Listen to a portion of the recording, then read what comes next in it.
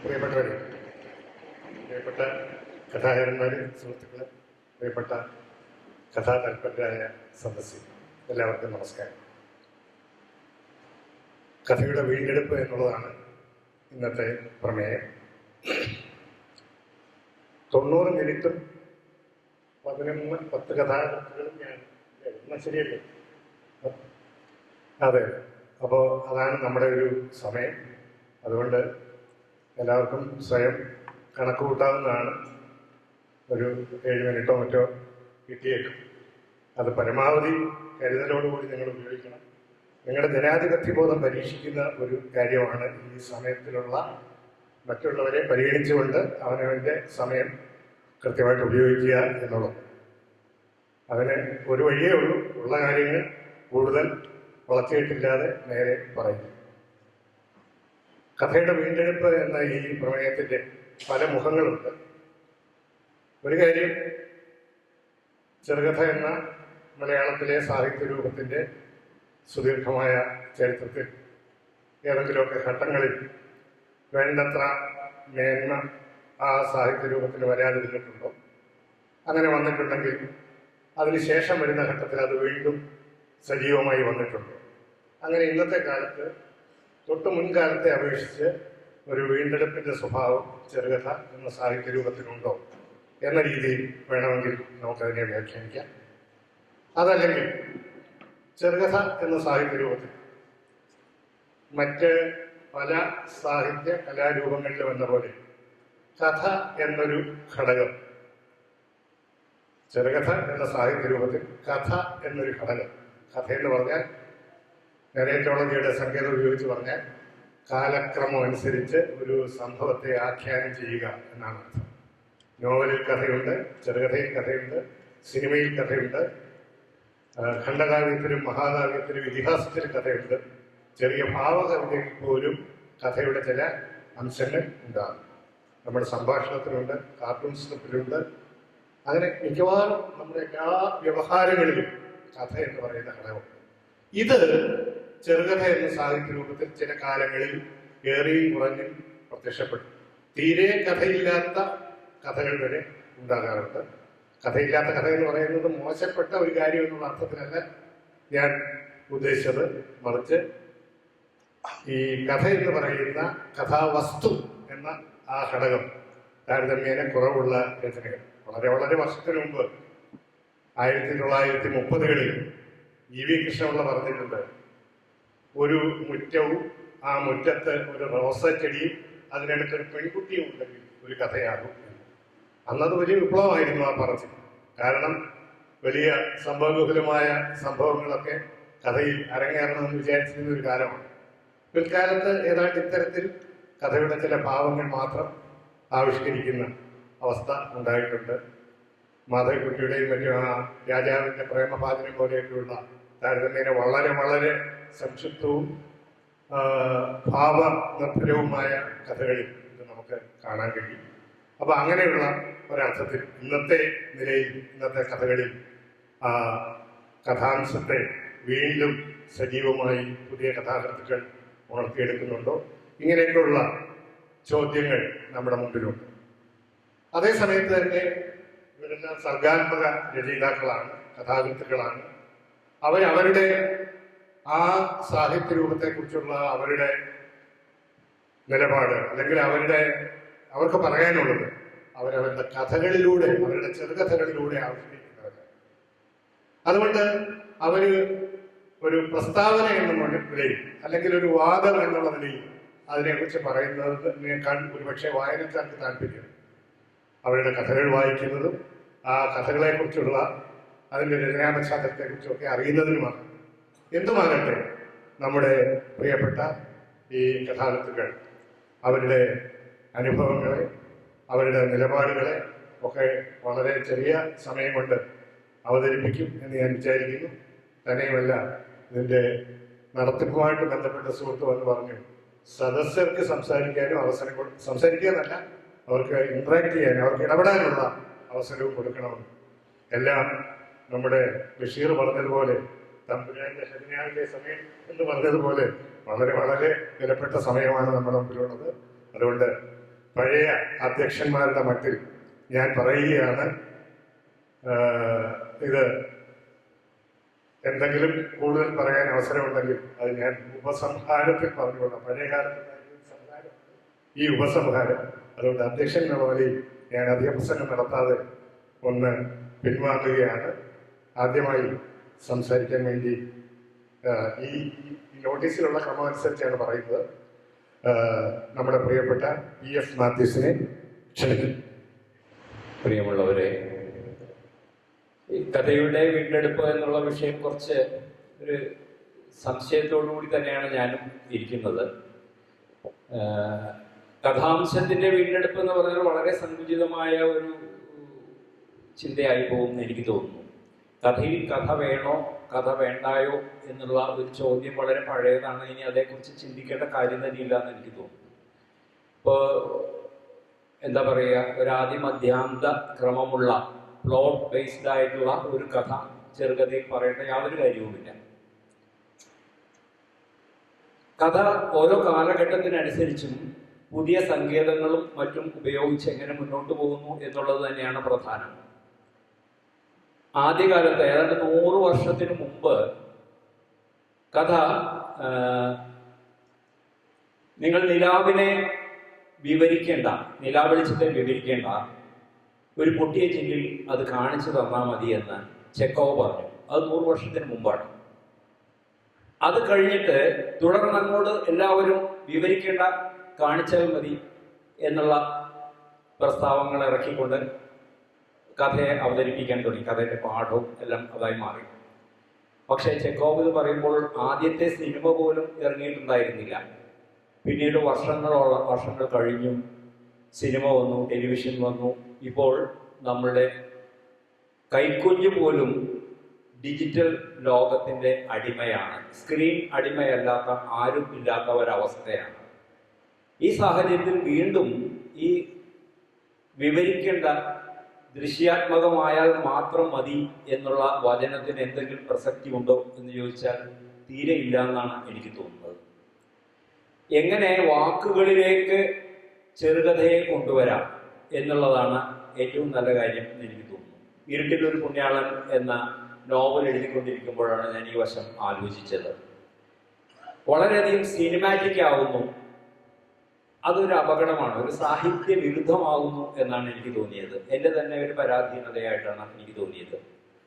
ഏതാണ്ട് 80 കാലഘട്ടങ്ങളിലാണ് മലയാളി ഏറ്റവും കൂടുതൽ ദൃശ്യമാധ്യമങ്ങളിൽ ഇടപെടാൻ തുടങ്ങിയത്. ആ കാലഘട്ടത്തിലെല്ലാം ഞാനും എന്നെ പോലെയുള്ള ആ തലമുറയിൽ ജനിച്ചവരെല്ലാം കുറെ കൂടി ദൃശ്യാത്മകമായിട്ട് എഴുതുവാനായിട്ട് ആഗ്രഹിച്ചിരുന്നു. പക്ഷേ 2024 ഞാൻ ഒരു സാഹിത്യ ചർച്ചയിൽ പങ്കെടുത്തപ്പോൾ ഏറ്റവും പുതിയ തലമുറയിൽപ്പെട്ട ഒരു കഥാകൃത്ത് പറഞ്ഞു, ചലച്ചിത്രമാണ് അല്ലെങ്കിൽ ദൃശ്യമാധ്യമമാണ് എന്നെ ഏറ്റവും കൂടുതൽ ബാധിക്കുന്നത്, എന്നെ ഇൻഫ്ലുവൻസ് ചെയ്തത്, സ്വാധീനിക്കുന്നത് എന്ന് പറഞ്ഞു. അത് വളരെ അബദ്ധമായിട്ടാണ് എനിക്ക് തോന്നിയത്. അതായത് ലോകകഥ പാടെ മാറിക്കഴിഞ്ഞിരിക്കുന്നു. അതായത് ഈ നമ്മുടെ ലിഡിയ ഡേവിസ് എല്ലാം വാക്കുകൾക്കകത്ത് എങ്ങനെയാണ് വാക്കുകളുടെ അകത്ത് എങ്ങനെ ചുരുക്കാം എന്നാണ് കഥയെക്കുറിച്ച് ആലോചിക്കുന്നത്. എങ്ങനെ ടെക്സ്റ്റിനെ, വേറൊരാളുടെ ടെക്സ്റ്റിനെ, ഫ്ലോബേറിന്റെ ഒരു ടെക്സ്റ്റിനെ എടുത്തിട്ട് തന്റെ കഥയിലേക്ക് കൊണ്ടുവരാം എന്ന് ലിഡിയ ഡേവിസ് ആലോചിച്ചു. അതുപോലെ തന്നെ ഇപ്പോൾ നോബൽ സമ്മാനം കിട്ടിയ ഓൺ ഫോസയുടെ കഥകളിൽ ഒരു കഥ പറയുകയാണെങ്കിൽ ആ കുട്ടിക്ക് ഒരു പട്ടിയെ വളർത്താൻ ആഗ്രഹമുണ്ടായിരുന്നു. അവന്റെ അമ്മ സമ്മതിച്ചില്ല, പക്ഷെ അവന് പട്ടിയെ വളർത്താൻ ആഗ്രഹമുണ്ടായിരുന്നു. അത്രയുള്ള കഥ, ഒരു നിമിഷം അതിന്റെ വിവരണം, അത് സാഹിത്യാത്മകമായിരിക്കുക എന്നുള്ള ഒരു അവസ്ഥയിലേക്ക് എത്തിക്കുക. ഇത് വർഷങ്ങൾക്ക് മുമ്പ് നമ്മുടെ വൈക്കം മുഹമ്മദ് ബഷീർ ചെയ്തു വെച്ചൊരു കാര്യമാണ്. അത് ഒരു അണ്ടകടാഹം തകർക്കുന്ന ഒരു കഥ പറയാതെ, ഒരു 3 ആക്ട് പ്ലേ സെറ്റ് സ്ട്രക്ചറിലേക്ക് കൊണ്ടുവരാതെ, ഒരു കഥയില്ലായ്മ കൊണ്ട്, നരേഷൻ കൊണ്ട്, ഈ നരേഷനാണ് കഥയായി മാറുന്നത് എന്നുള്ളൊരവസ്ഥയിലുള്ള കഥകൾ അദ്ദേഹം എഴുതി. ഭൂമിയുടെ അവകാശികൾ പോലുള്ള കഥകൾ അദ്ദേഹം എഴുതി. പക്ഷേ നിങ്ങൾ പിന്നോട്ട് പോരും തോറും ഇതിന്റെ ഒരു വികാസം വളരെ സങ്കുചിതമായി, വളരെ ചുരുങ്ങിപ്പോയി എന്നാണ് എനിക്ക് തോന്നുന്നത്. ഇത് ഒരു എന്താ പറയുക, ഒരു സാഹിത്യാത്മകമായ ഒരു വികാസം ചെറുകഥയ്ക്കുണ്ടായില്ല. അതിന് പകരം വളരെ ബാഹ്യമായ, ഇപ്പൊ നമ്മൾ ഈ സിനിമ ആലോചിക്കാൻ നേരത്ത് ചെയ്യുന്നത് ഈ ഉള്ളിലുള്ളതിനെ എങ്ങനെ എക്സ്റ്റേണലൈസ് ചെയ്യാം, എങ്ങനെ ബാഹ്യവൽക്കരിക്കാം എന്നാണ് ആലോചിക്കുന്നത്. സാഹിത്യം കുറച്ചുകൂടി ആന്തരീകരണത്തെ പ്രോത്സാഹിപ്പിക്കുന്ന ഒരു മാധ്യമമാണെന്ന് എനിക്ക് തോന്നുന്നു. അപ്പൊ കഥയെ കൂടുതൽ ആന്തരികവൽക്കരിക്കുകയാണ് ഇനി ചെയ്യേണ്ടത്. കൂടുതൽ സാഹിത്യ, അതായത് വാക്കുകളിൽ കെട്ടിയിടുകയാണ് വേണ്ടത്. വാക്കുകളുടെ ഒരു ആഘോഷമാണ്, വാക്കുകളുടെ കൂടിച്ചേരലാണ്, സാഹിത്യമാണ് ചെറുകഥയിൽ വരേണ്ടത്. ഇനിയത്തെ കഥ കുറെ കാലമെങ്കിലും ആ രീതിയിലാണ് പോകേണ്ടത് എന്നുള്ളൊരു തോന്നലാണ് എനിക്കിപ്പോഴുള്ളത്. ചുരുക്കമെന്ന് തോന്നുന്നു. ചുരുക്കാൻ ആര് തയ്യാറായാലും അതിനെ പ്രോത്സാഹിപ്പിക്കുന്നതായിരിക്കും. അടുത്തായിട്ട് അംബികാസുധൻ മാങ്ങാൻ. പ്രിയപ്പെട്ടവരെ, പല തലങ്ങളിൽ ചർച്ച ചെയ്യാവുന്ന വിഷയമാണ്.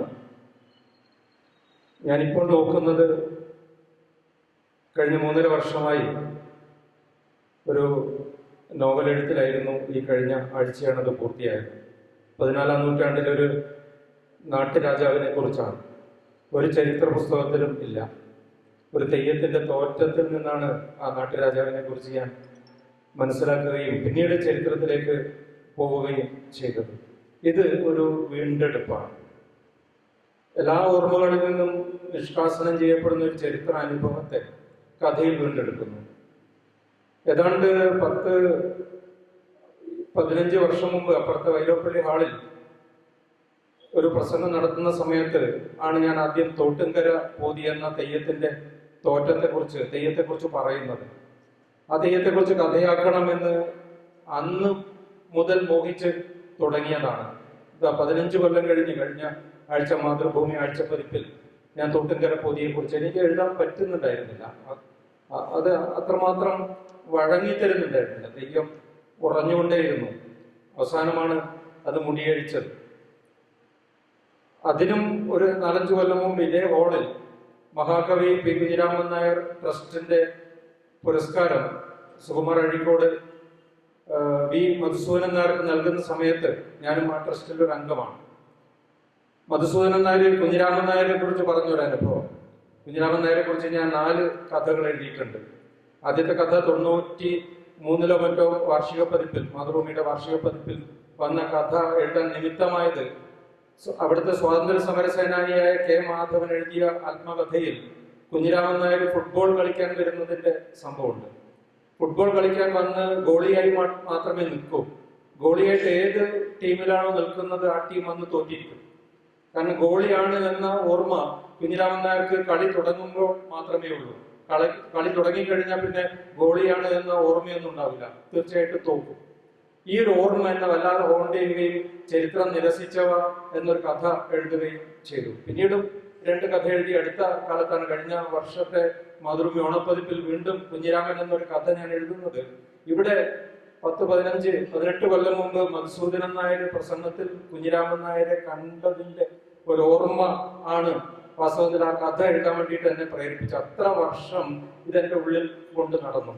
മധുസൂദനൻ നായർ തിരുവനന്തപുരത്ത് പ്രീ ഡിഗ്രി ആ പ്രായത്തിലുള്ള വിദ്യാർത്ഥിയായിരിക്കുമ്പോൾ അവിടെ നടന്നു പോകുമ്പോൾ അവിടെ റെയിൽവേ സ്റ്റേഷന് മുമ്പിൽ കുഞ്ഞിരാമൻ നായർ നിൽക്കുന്നു. കണ്ടപ്പോൾ തന്നെ മനസ്സിലായി. കുഞ്ഞിരാമൻ നായർ തട്ടുകടയിലേക്ക് ഇങ്ങനെ സൂക്ഷിച്ചു നോക്കുന്നു. തട്ടുകടയിൽ ഒരു പശു പഴങ്ങൾ ഓരോന്നായിട്ട് തിന്നുകയാണ്. തട്ടുകടയുടെ ഉടമസ്ഥൻ ഓടി വന്ന് വെട്ടുകത്തി എടുത്തിട്ട് ഈ പശുവിനെ ആഞ്ഞടിക്കുകയാണ്. കുഞ്ഞിരാമൻ നായർ കുതിച്ചു പാഞ്ഞ് ചെന്ന് ഇയാളെ തട്ടിത്തെറിപ്പിക്കുകയും പിന്നെ ഈ പഴക്കുലയിലെ ഓരോ പഴവും എടുത്തിട്ട് ഈ പശുവിന് കൊടുക്കുകയും ഈ പശുവിന്റെ അടിയേറ്റ ഭാഗം, തലഭാഗം തടവി കൊടുക്കുകയും ചെയ്യുന്നതിന്റെ ഒരു അനുഭവം അദ്ദേഹം പറഞ്ഞത് 10-18 കൊല്ലം മുമ്പാണ് ഈ ഹോളിൽ വെച്ചിട്ട്. പക്ഷെ ഇത്ര കാലം അതെന്റെ ഉള്ളിൽ ഇങ്ങനെ കിടക്കുകയായിരുന്നു. 2 കൊല്ലം മുമ്പാണ് കഥയായിട്ട് വരുന്നത്. പെട്ടെന്ന് കഥയുണ്ടാവാം. ഇപ്പൊ പ്രാണവായു എന്നൊരു കഥ ഞാൻ എഴുതുന്നത് ആ ഒരു പ്രസംഗത്തിൽ പറഞ്ഞ ഒരു വാക്യം എന്നിലുണ്ടാക്കിയ അസ്വസ്ഥത പെട്ടെന്ന് ഞാൻ പകർത്തുകയായിരുന്നു. അപ്പൊ അങ്ങനെ നമ്മുടെ അനുഭവങ്ങളിൽ നിന്നും പത്ര വാർത്തകളിൽ നിന്നും 2 മത്സ്യങ്ങൾ എന്ന കഥ ഒരു പത്രത്തിൽ വന്ന ചെറിയൊരു വാർത്തയിൽ നിന്നും ഉണ്ടാകുന്ന ഒരു കഥയാണ്. സ്വാഭാവികമായിട്ടും കുറച്ചു കാലം കഴിഞ്ഞുണ്ടാകുന്ന ഒരു കഥയാണ്. അപ്പൊ നമ്മൾ കഥകള് നമ്മുടെ ചുറ്റും നിന്നും ധാരാളം കണ്ടെടുക്കുന്നുണ്ട്. കറി വയ്ക്കാൻ അറിഞ്ഞിരിക്കണം എന്ന് കാരൂര് പറയുന്നത് പോലെയാണ്. നമ്മുടെ ചുറ്റും ഇഷ്ടംപോലെ വിഭവങ്ങളുണ്ട്. പക്ഷെ കറി വയ്ക്കാൻ അറിഞ്ഞിരിക്കണം. നന്നായിട്ട് കറി വയ്ക്കുന്ന ആള് നന്നായിട്ട് കറി വയ്ക്കും. അപ്പോഴാണ് കാരൂരിനെ പോലെയുള്ള ബഷീറിനെ പോലെയുള്ള വലിയ എഴുത്തുകാരുണ്ടാവുന്നത്. അപ്പൊ അങ്ങനെ ഓരോ ഒറ്റ കാര്യം പറഞ്ഞിട്ട് അവസാനിപ്പിക്കാം. 7 മിനിറ്റ് ആവുന്നു. വളരെ മുമ്പ് എൻ്റെ വീട്ടിലിങ്ങനെ തറവാട്ട് വീട്ടിൽ കാരണവന്മാരൊക്കെ ഇരുന്ന് ചർച്ച ചെയ്യുമ്പോൾ എൻ്റെ അച്ഛൻ, വളരെ പ്രായമുള്ള അച്ഛൻ, ക്ഷുഭിതനായിട്ട് മറ്റുള്ളവരോട് പറഞ്ഞൊരു വാക്യമുണ്ട്: നിങ്ങൾ എല്ലാവരും ജീവിച്ചിരിക്കുന്നവരുടെ കാര്യമാണ് പറയുന്നത്, മരിച്ചവരുടെ കാര്യം ആരാണ് നോക്കുക? എന്നെ വല്ലാതെ ചിന്തിപ്പിച്ചൊരു വിഷയമാണത്. മരിച്ചവരെ നമ്മൾ വിട്ടില്ലേ? പക്ഷെ അച്ഛൻ പറഞ്ഞത്, തറവാട്ടിലെ മറ്റു കാരണവന്മാരോട് പറഞ്ഞത്, മരിച്ചവരുടെ കാര്യം ആര് നോക്കും? ഇത് എന്നിലുണ്ടാക്കിയ അസ്വസ്ഥതയിൽ നിന്നാണ് മരക്കാപ്പിലെ തെയ്യങ്ങൾ എന്ന ഒരു നോവലിനെ ഞാൻ വീണ്ടെടുക്കുന്നത്.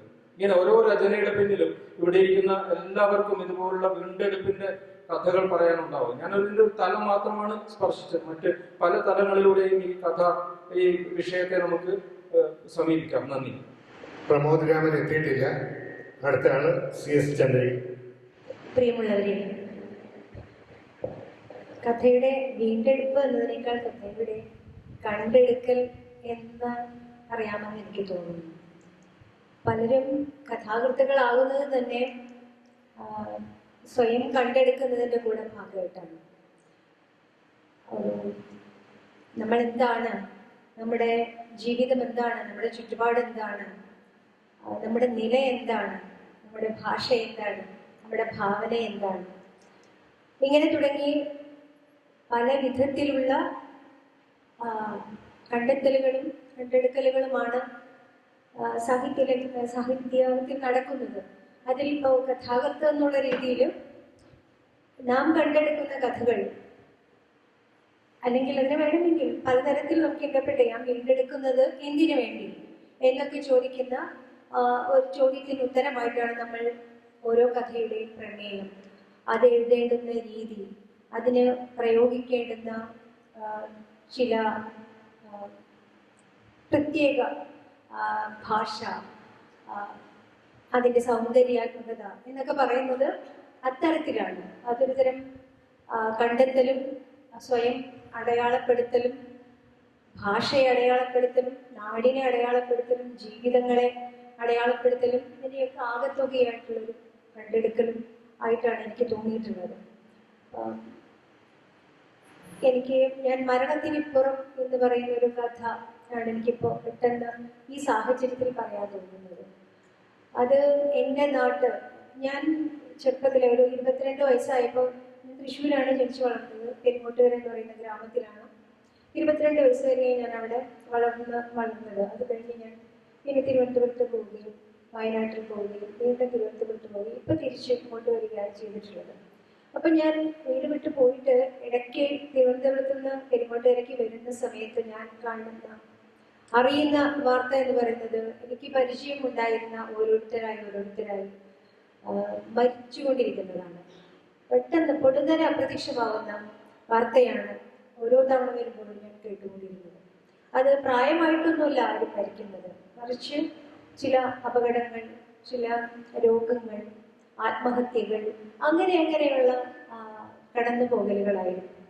അങ്ങനെയാണ് എന്തായിരുന്നു എൻ്റെ നാട്ടിൽ എൻ്റെ ജീവിതം, ഞാൻ കണ്ട മനുഷ്യർ, എനിക്കിഷ്ടമുണ്ടായിരുന്നവർ, അവരൊക്കെ എവിടേക്കാണ് പോയത് എന്ന ഒരു കണ്ടെത്തലായിരുന്നു ഞാൻ കഥയിലൂടെ എഴുതാൻ ശ്രമിച്ചത്. എനിക്ക് തോന്നുന്നത് നമ്മൾ ഈ വീണ്ടെടുക്കൽ എന്നൊക്കെ പറയുമ്പോൾ നമ്മുടെ തന്നെ ഓർമ്മകളുടെയും നമ്മുടെ തന്നെ ജീവിതത്തിൻ്റെ വേരുകളുടെയും ഒക്കെ ഒരുതരം വീണ്ടെടുപ്പാണ് നടത്തുന്നത് യഥാർത്ഥത്തിൽ.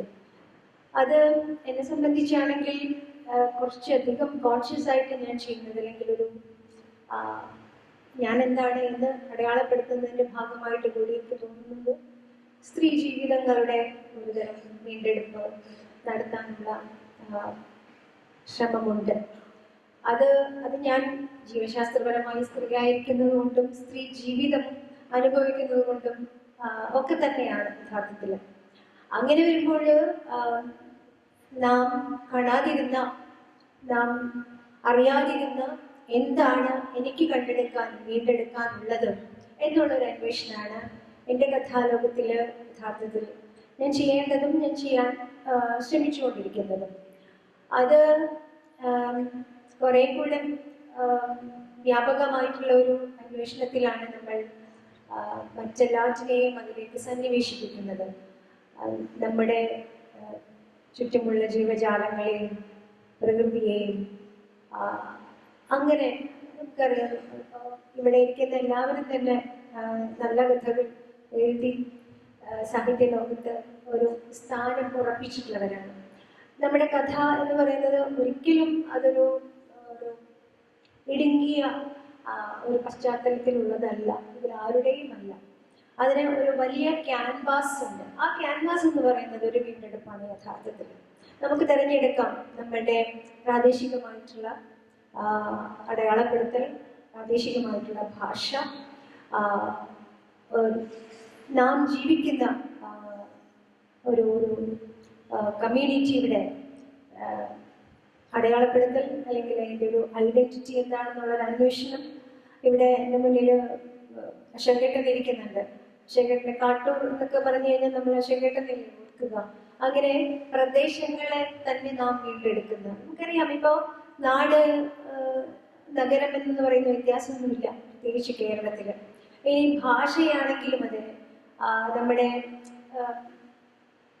നാം ഇതുവരെ ഇറങ്ങിയിരുന്ന ഒരു കേരളം തന്നെയും പലതരത്തിലുള്ള ഭീഷണികൾ, പലതരത്തിലുള്ള ആഘാതങ്ങൾ ഒക്കെ നേരിട്ടുകൊണ്ടിരിക്കുകയാണ്.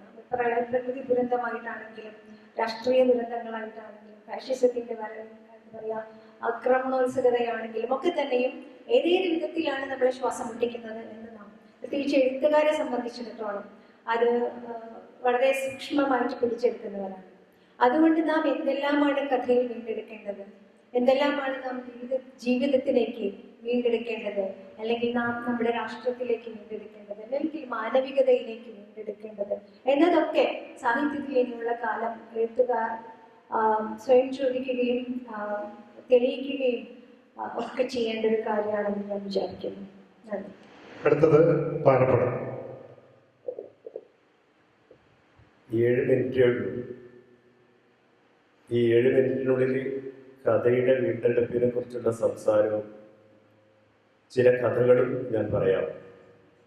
ഈ ആധുനികതയ്ക്ക് ശേഷം വന്ന എഴുത്തുകാരാണ് യഥാർത്ഥത്തിൽ കഥയെ ജീവിതവുമായി അടുപ്പിച്ചത്, കഥ വീണ്ടെടുത്തത്. ഞാനാരാ നാണുവരെ, എൻ്റെ വീടെവിടെ നാണുവരെ എന്ന തോതിൽ ഇന്നാരും കഥകൾ എഴുതുന്നില്ല. കഥകൾ ഇപ്പോഴും ഹൈലി പൊളിറ്റിക്കൽ കൂടിയാണ് ഇന്ന് കഥ എന്ന് പറയുന്നത്. വർഷങ്ങൾക്ക് മുമ്പ് ഞാനൊരു കഥ എഴുതിയിരുന്നു മാതൃഭൂമി വാരാന്ത പതിപ്പിൽ, എത്രയോ വർഷങ്ങൾക്ക് മുമ്പ്, സദ്യ എന്ന പേരിൽ ഒരു കഥ. അപ്പോഴും എനിക്ക് ഒരു പോസ്റ്റ് കാർഡിൽ ഒരു കത്ത് കിട്ടി. മുണ്ടൂർ കൃഷ്ണൻകുട്ടിയായിരുന്നു കത്ത് എഴുതിയിരുന്നത്. അതിലൊരു വരി മാത്രമേ ഉണ്ടായിരുന്നുള്ളൂ, എന്തിന് കഥ, എന്തിന് മഹാഭാരതം, ഇതാണ് കഥ, ഒറ്റ വരി. എൻ്റെ തിരഞ്ഞെടുത്ത കഥകളുടെ ആമുഖമായി കൊടുത്തത് എൻ്റെ കൈപ്പടയിലുള്ള അക്ഷരങ്ങളായിരുന്നു. കഥയുടെ വീണ്ടെടുപ്പ് ചെറിയ കഥകളിലൂടെയും നടത്താം എന്ന് എനിക്ക് ഒരു ആത്മവിശ്വാസം നൽകിയ ഒരു കഥായിരുന്നു അത്. ഈ ജീവിതം ചെറിയ ഈ കഥകളിലും വരച്ചിടാം എന്ന് എനിക്ക് ആ ഒരു ഈ മുണ്ടുകൃഷ്ണൻകുട്ടി മാഷിന്റെ ആ കത്ത് എനിക്ക് ഏറെ ഈ ആത്മവിശ്വാസം നൽകിയിട്ടുണ്ട്. ഞാൻ ഏതായിരുന്നാലും എനിക്ക് പറയാനുള്ളത് കഥകളിലൂടെ പറയാൻ കഴിയുമെന്നുള്ളത് കൊണ്ട് ചില ചെറിയ കഥകൾ പറയാം. ഒറ്റയ്ക്ക് ഒരു കുട്ടി, അമ്മയെ കാണുന്നില്ല, കുഞ്ഞു പരതി നടക്കുകയാണ്, കമ്പ്യൂട്ടറിന്റെ കീ കുഞ്ഞു വിരൽ കൊണ്ട് അമർത്തുകയാണ്. www.ammkani.com. ചേട്ടനെ കാണുന്നില്ല, ചാനൽ മഴയിൽ നനഞ്ഞ് പനിച്ചു കിടക്കുകയാണ്. പനിച്ചു കിടക്കുന്ന ചേട്ടനെ എവിടെയാണ് തപ്പേണ്ടത്? ഒന്നിൽ നിന്ന് കുഞ്ഞിന് ഉറഞ്ഞു തുള്ളുന്ന യുവതിയുടെ മാറിടം കിട്ടി, വേറൊന്നിൽ നിന്ന് എത്യോപ്യയിലെ എല്ലിൻ കഷ്ണം കിട്ടി. ഏട്ടൻ എവിടെയാണ് ഉറങ്ങുന്നത്? കുഞ്ഞി പതുപതുത്ത വിരൽ കൊണ്ട് പരതുകയാണ്. www.ഏട്ടൻകടി.com. അച്ഛനെ കാണുന്നില്ല, മേശപ്പുറത്ത് ബാക്കി വെച്ച വിഷക്കോപ്പയിലില്ല, താഴത്ത് വീട് കിടക്കുന്ന വർത്തമാനപത്രത്തിലില്ല, നോം ചോംസ്കിയിലും തെറുതയിലുമില്ല. തപ്പി നോക്കുകയാണ്. www.അച്ഛൻതണൽ.com. മുത്തശ്ശിയെ തപ്പുന്നില്ല, തന്റെ കഥകൾ ചുരുട്ടിക്കൂട്ടി യാത്ര പോയിട്ട് കാലം കുറേയായി. പരലോകത്തിന്റെ വെബ്സൈറ്റിൽ ഈ കുഞ്ഞു വിരൽ കൊണ്ട് എങ്ങനെ തപ്പാനാണ്? ഹിറ്റ്ലർ ഒരു സസ്യബുക്കാണ്. ഹിറ്റ്ലറുടെ മുന്നിലെ ഇലയിൽ തുമ്പപ്പൂ ചോറ്, എരിശ്ശേരി, കാളൻ, അവിയൽ, ഓലൻ, തോരൻ, പുളിയിഞ്ചി. ഇലയുടെ മൂലയിൽ ഒരു ജൂതനെ പൊരിച്ചു വെച്ചത് ആരും കണ്ടില്ല. ഗസയിലെ ഒരു ശ്മശാനത്തിൽ റോന്തു ചുറ്റുകയായിരുന്ന ഒരു ഇസ്രായേലി പട്ടാളക്കാരന് നേരെ പറന്നു വന്ന ഒരു കല്ല്. പെട്ടെന്ന് പട്ടാളക്കാരൻ തോക്കെടുത്തു. കാണാവുന്ന ദൂരത്തൊന്നും ആരുമില്ല. പെട്ടെന്ന് ഖബറിനുള്ളിൽ നിന്ന് ഒരു കുട്ടിയുടെ പൊട്ടിച്ചിരി. ഒറ്റയ്ക്ക് 7 ആകാശങ്ങളും 7 ഭൂമികളും സ്വന്തമായുള്ള ദൈവം ഒറ്റയ്ക്കാണ്. മനസ്സിൽ കടൽ പോലെ സ്നേഹം നിറയുമ്പോൾ നീയും ഒറ്റക്കാവുന്നു. ഒറ്റക്കാവുക എന്നാൽ ഈ ലോകത്തിലെ ഏറ്റവും കരുത്തനാവുക എന്നാണ് അർത്ഥം. അവസാനം ആധാർ. പാതയോരത്തെ കുനിഞ്ഞിരിക്കുന്ന ഭിക്ഷക്കാരന്റെ മുന്നിൽ നിന്ന് പട്ടാള വണ്ടിയിൽ നിന്ന് ചാടിയിറങ്ങിയ തോക്കുകൾ ചോദിച്ചു, ഭിക്ഷാപാത്രം ആധാറുമായി ബന്ധിപ്പിച്ചിട്ടുണ്ടോ? അടുത്തത് EK ഷാഹിൻ.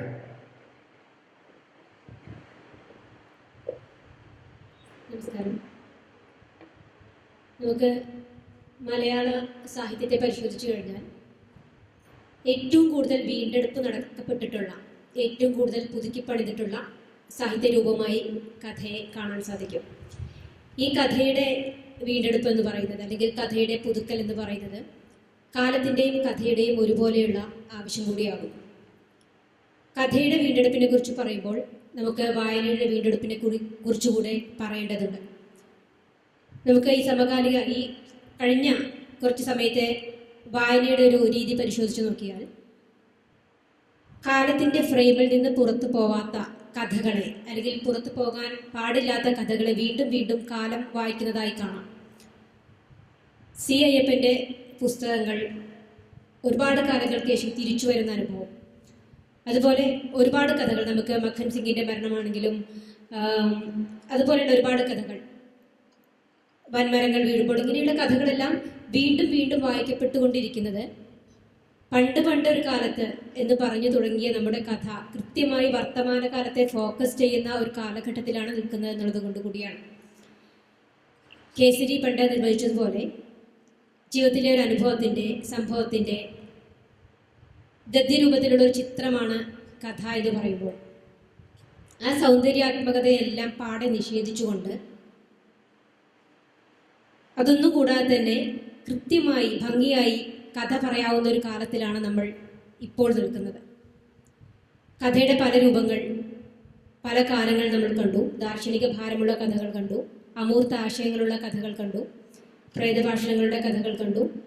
ഈ കഥകളിലെല്ലാം ജീവിതം ഉണ്ടായിരുന്നുവെങ്കിലും ഈ കാലത്തെ കഥ പരിശോധിക്കുമ്പോൾ, അല്ലെങ്കിൽ നമ്മളെല്ലാം എഴുതുന്ന കഥ തന്നെ, മുൻപ് എഴുതിയ കഥകളും ഇപ്പോൾ എഴുതുന്ന കഥകളും തമ്മിൽ വെച്ച് നോക്കുമ്പോൾ സമൃദ്ധമായി ജീവിതം കാണുന്നു എന്നുള്ളതാണ്, അല്ലെങ്കിൽ സമൃദ്ധമായി ജീവിതം എഴുതുന്നു എന്നുള്ളതാണ് ഈ കാലത്തിൻ്റെ കഥയെഴുത്തിൻ്റെ വലിയൊരു പ്രത്യേകത. അത്രയധികം വിഷയങ്ങൾ, കഥയ്ക്ക് പാത്രമായ വിഷയങ്ങൾ അത്രയധികം നമുക്ക് ചുറ്റുമുണ്ട് എന്നുള്ളതും വലിയൊരു കാര്യമാണ്. അത് രാഷ്ട്രീയമാവാം, ജാതീയതയാവാം, ലിംഗസമത്വവുമായിട്ട് ബന്ധപ്പെട്ട കാര്യങ്ങൾ ആവാം. കഥയുടെ നിർവചനങ്ങളും കഥയുടെ ബിംബങ്ങളും കഥയുടെ ആവിഷ്കാര രീതികളും എല്ലാം പാടെ മാറുന്നു എന്നുള്ളതാണ്. നേരത്തെ പറഞ്ഞ സൗന്ദര്യാത്മകമായ ഒരു സങ്കല്പത്തെ മാറ്റി വെച്ചുകൊണ്ട് ഈ അടുത്ത് വായിച്ചൊരു മലയാള പുസ്തകത്തിൽ ഒരു കഥാപാത്രം പറയുന്നുണ്ട്, മലയാള സാഹിത്യം ആർക്കും സ്ത്രീധനം കിട്ടിയതല്ല, ധൈര്യമായിട്ട് എഴുതൂ എന്ന് പറയുന്നു. ഈ ഒരു രീതി പലരും, പ്രത്യേകിച്ചും പുതിയ എഴുത്തുകാരെല്ലാം കൃത്യമായിട്ടും പിന്തുടരുന്നു എന്നാണ് എനിക്ക് തോന്നുന്നത്. കഥയെ കൃത്യമായി വായിക്കാൻ, പല തലങ്ങളിൽ വായിക്കാൻ പറ്റുന്ന രൂപത്തിലുള്ള വളരെ ശക്തരായിട്ടുള്ള ഒരു വായനാ സമൂഹവും നമുക്ക് ചുറ്റുമുണ്ട് എന്നുള്ളത് വളരെ ഗുണകരമായിട്ടുള്ളൊരു മാറ്റമായിട്ടാണ് ഞാൻ കാണുന്നത്. എന്നെ സംബന്ധിച്ചാണെങ്കിൽ എനിക്ക് നടക്കാനുള്ള ഒരേ ഒരു വഴിയാണ് കഥ. എൻ്റെ കാലത്തിലൂടെ, ഞാൻ എൻ്റെ കഥയിലൂടെയാണ് വഴി നടക്കുന്നത്. ആ വഴിയിലൂടെയുള്ള വീണ്ടും വീണ്ടുമുള്ള യാത്രകളാണ്, അന്വേഷണങ്ങളാണ് എൻ്റെ കഥയുടെ വീണ്ടെടുപ്പ്. നന്ദി. PF മാത്യൂസ് ചെക്കോവിനെ കുറിച്ച് പറഞ്ഞപ്പോഴാണ് ഓർത്തത്. അദ്ദേഹം, ചെക്കോവ് പറഞ്ഞിട്ടുണ്ടല്ലോ, നമ്മളൊരു കഥ എഴുതുന്ന സമയത്ത് ചുവരിലെ ഒരു തോക്കിനെ കുറിച്ച് നിങ്ങൾ സൂചിപ്പിച്ചിട്ടുണ്ടെങ്കിൽ കഥ അവസാനിക്കുന്നതിനുള്ളിൽ ആ തോക്ക് പൊട്ടിയിരിക്കണം. ഈ തോക്ക് എവിടെ കൊണ്ടുപോയി പൊട്ടിക്കണം എന്ന് ആലോചിച്ചിട്ട് ഒരുപാട് വേർത്തിട്ടുണ്ട് ഞാൻ. അതുകൊണ്ട് തന്നെ ഏതൊരു കഥ എഴുതി കഴിയുമ്പോൾ ദൈവമേ തോക്ക് സമാനമായ എന്ത് സംഭവങ്ങളാണ് പൊട്ടിക്കാതെ പോയത്, ഇതെവിടെയാണ് നനഞ്ഞിരിക്കുന്നത് എന്ന് വീണ്ടും വീണ്ടും ചിന്തിക്കാറുണ്ട്. കാരണം അത്രയും ഏബിൾ ആയിട്ടുള്ള, അത്രയും കപ്പാസിറ്റി ഉള്ള, അത്രയും ബ്രില്യൻ്റ് ആയിട്ടുള്ള ഒരു വായനാ സമൂഹത്തിന്റെ മുമ്പിലേക്കാണ് ഈ കഥ എഴുന്നള്ളിക്കേണ്ടത് എന്നുള്ളതാണ് പ്രധാനപ്പെട്ട കാരണം. ഭാഷാപരമായി നമ്മളെ ഇങ്ങോട്ട് പഠിപ്പിക്കുന്ന ഓരോ ആളുകളുടെ, ഓരോ വായനക്കാരനും ഒരു കഥ വായിച്ചു കഴിഞ്ഞാൽ അതിന്റെ 10 തലങ്ങൾ നമ്മൾക്ക് ഇങ്ങോട്ട് പഠിപ്പിച്ചു തരാൻ ശേഷിയുള്ള വായനക്കാരുള്ള ഈ കാലഘട്ടത്തിൽ കഥ എഴുത്ത് എന്ന് പറയുന്നത് തിര നനഞ്ഞു പോവാതെ എവിടെയെങ്കിലും ഒന്നുകൊണ്ട് നേരാവണ്ണം പൊട്ടിക്കണേ, ലക്ഷ്യത്തിലെത്തിയില്ലെങ്കിലും പൊട്ടിയാൽ മതിയല്ലോ എന്നുള്ള, അത് എവിടെ വെടി കൊള്ളണമല്ലോ എന്നുള്ളത് എനിക്ക് നിർബന്ധമില്ല, പക്ഷെ ഇത് എങ്ങനെയെങ്കിലും പൊട്ടി ശബ്ദം ഉണ്ടാവണേ എന്നുള്ളൊരു പ്രാർത്ഥനയോടുകൂടി മാത്രമേ കഥയെ എഴുതി കഴിഞ്ഞാൽ ഞാൻ സമീപിക്കാറുള്ളൂ. പിന്നെ മറ്റൊരു കാര്യം, ഇന്നത്തെ ഒരു ഭാഷയുടെ വലിയൊരു അനുഗ്രഹമുണ്ട്. മുമ്പത്തെ എഴുത്തുകാരുടെ അത് ഒരുപക്ഷെ ആധുനികതയും കടന്ന് ഉത്തരാധുനികതയിലേക്കും ഉത്തരോത്തരത്തിലേക്ക് നമ്മൾ എത്തിച്ചേരുമ്പോൾ ഉണ്ടാകുന്ന നമ്മളുടെ ഒരു വലിയൊരു ഗുണം കൂടിയായിരിക്കാം. ഭാഷാപരമായിട്ട് ഒരുപാട് അനുഗ്രഹവും ഒരുപാട് ഇളവുകൾ എഴുത്തുകാർക്ക് കിട്ടിയിട്ടുണ്ട്. അതുകൊണ്ട് തന്നെ പിതാവിന്റെ ശിരസ് താണു എന്നൊന്നും എഴുതണ്ട, അപ്പന്റെ തല താണുന്നോ അച്ഛന്റെ തല പോയി എന്നൊക്കെ എഴുതാൻ, അങ്ങനെയൊക്കെയുള്ള ഒരു സ്വാതന്ത്ര്യം, അത് ഉൾക്കൊള്ളാനുള്ള ഒരു ശേഷി, അതിനെ കൃത്യമായ രീതിയിൽ മനസ്സിലാക്കാനുള്ള ഒരു നീക്കുപോക്കുകൾ നിരന്തരം. പിന്നെ മുമ്പത്തെ കാലത്തായിരുന്നെങ്കിൽ എഴുത്തുകാരെ അങ്ങനെ തേടിപ്പിടിച്ചു പോവുക, അല്ലെങ്കിൽ എഴുത്തുകാരെ ദൂരെ നിന്നും നോക്കിക്കാണുന്ന വായനക്കാരനാണെങ്കിൽ ഇത് വായനക്കാരെ തേടിപ്പിടിച്ചു വന്ന അസലായിട്ട് സദ്യ വിളമ്പി തരും കൃത്യമായിട്ട്. അത് വായനക്കാരുടെ അവകാശമാണ്. അവർ ഉദ്ദേശിക്കുന്ന രീതിയിലുള്ള സമയമോ അവരുടെ ഭൗതിക വിചാരമോ നിലവാരമോ എഴുത്തുകാർ പുലർത്തിയില്ലെങ്കിൽ തീർച്ചയായിട്ടും അവർ പൊങ്കാലയിടും എന്നുള്ളത്. അപ്പോൾ ഇതിനിടയിലെല്ലാം തന്നെ മറ്റൊരു ക്രൈസിസ് എന്ന് പറയുന്നത്, എടുത്തുകുത്താൻ അങ്ങനെ അനുഭവങ്ങളുടെ പാരവാരമൊന്നും ഇല്ലാത്തൊരു ദാരിദ്ര്യം ഉണ്ടെന്ന് പണ്ട് GR ഇന്ദുഗോപൻ പറഞ്ഞിട്ടുണ്ട്. മുമ്പ് ജാതീയതയെ കുറിച്ചും പട്ടിണിയെക്കുറിച്ചും കാലൂരിന്റെയൊക്കെ കഥകളിലും അധ്യാപകരുടെയൊക്കെ വലിയ ധർമ്മസങ്കടങ്ങൾ പറയുന്ന കഥയുണ്ട്, ജാതീയതയെ കുറിച്ചുള്ള കഥകളുണ്ട്. അപ്പം ഇന്നത്തെ സമൂഹത്തില് നമ്മളുടെ പുരോഗതികൾക്കനുസരിച്ച് ഉണ്ടായിരിക്കുന്ന മാറ്റങ്ങളുടെ ഫലമായിട്ട് നമ്മളുടെ അനുഭവങ്ങളുടെ എടുത്തുകുത്താനുള്ള അനുഭവങ്ങളുടെ പാരാവാരങ്ങൾക്ക് വളരെയധികം ദാരിദ്ര്യം വരുന്നു. പക്ഷേ എന്നിരുന്നാലും ഇതിനിടയിൽ ഈ മീൻകൊട്ടയിൽ ഉണ്ടാവുന്ന പലതരം എന്ന് പറയുന്ന ഒരു വിഭവം ഉണ്ടല്ലോ, പലതരം മീനുകൾ ഉണ്ടാവുന്ന, അതിൽ നിന്നും വേർതിരിച്ചെടുക്കാൻ നിൽക്കുമ്പോൾ എവിടെയെങ്കിലും എന്തെങ്കിലും ഒന്ന് തടയുക. ആ തടയതിന് വർഷങ്ങളോളം മാസങ്ങളോളം മനസ്സിലിട്ടു, അതല്ലെങ്കിൽ അതിനെ ഏതെല്ലാം രീതിയിലേക്ക് മാറ്റി എഴുതാം, എഴുതിയും മറിച്ചും ഒരു പക്ഷേ നല്ല രീതിയിലേക്ക് വരാൻ പറ്റിയേക്കാം. അത്തരത്തിൽ ഒരുപാട് സമയം ഇരുന്ന് കൊത്തി കിട്ടുന്ന ചില നല്ല കഥകൾ എഴുതാൻ കഴിഞ്ഞു എന്നുള്ള വളരെ ചുരുക്കം ചില നല്ല കഥകൾ എഴുതാൻ കഴിഞ്ഞു എന്നുള്ളൊരു സന്തോഷമുണ്ട്. അത് ഒരുപക്ഷെ കാലവുമായിട്ട് സംവദിക്കാൻ സഹായകമായിട്ടുണ്ട്. അതായിരുന്നു എനിക്ക് ഒരുപക്ഷെ ഏറ്റവും നല്ലൊരു റെക്കഗ്നീഷൻ എന്നുള്ള രീതിയിൽ, അല്ലെങ്കിൽ തിരിച്ചറിയാൻ. 2016 ഒരു നോവലിലൂടെയാണ് ഞാൻ വന്നത്, പക്ഷെ ഞാൻ ആരാണെന്ന് തിരിച്ചറിയാൻ എന്നെ തന്നെ സഹായിച്ചത് മന്ദാക്രാന്ത എന്ന് പറയുന്ന ഒരു കഥയാണ്. മന്ദാക്രാന്ത മപന തതകം എന്ന് പറയുന്ന ഒരു കഥയാണ്. അത് വന്നത് കൊറോണ കാലത്തായിരുന്നു.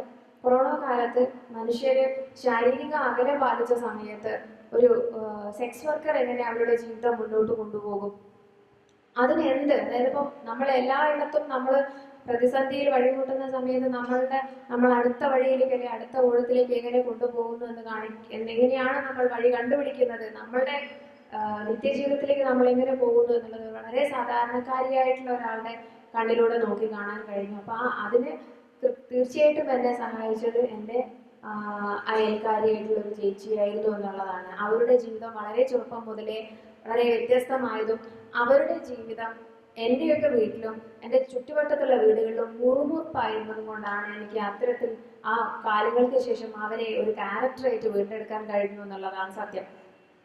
അപ്പൊ ഇത്തരം വീണ്ടെടുപ്പുകൾ അത് കാലം ആവശ്യപ്പെടുന്നതാണോ, സർഗാത്മകത ആവശ്യപ്പെടുന്നതാണോ, സാഹിത്യത്തിന്റെയും സാംസ്കാരികതയുടെയും ആവശ്യമാണോ എന്നതല്ല ചോദ്യം. അത് പാരായണക്ഷമമായിട്ടുള്ള ഒന്നാണോ, അത് ആർക്കെങ്കിലും എന്തെങ്കിലും തരത്തിലുള്ള ഒരു അസ്വസ്ഥതയോ ഒരു ദീർഘനിശ്വാസമോ അതല്ലെങ്കിൽ ഒരു സന്തോഷമോ കൊടുക്കാൻ കഴിഞ്ഞോ എന്നുള്ളതാണ്.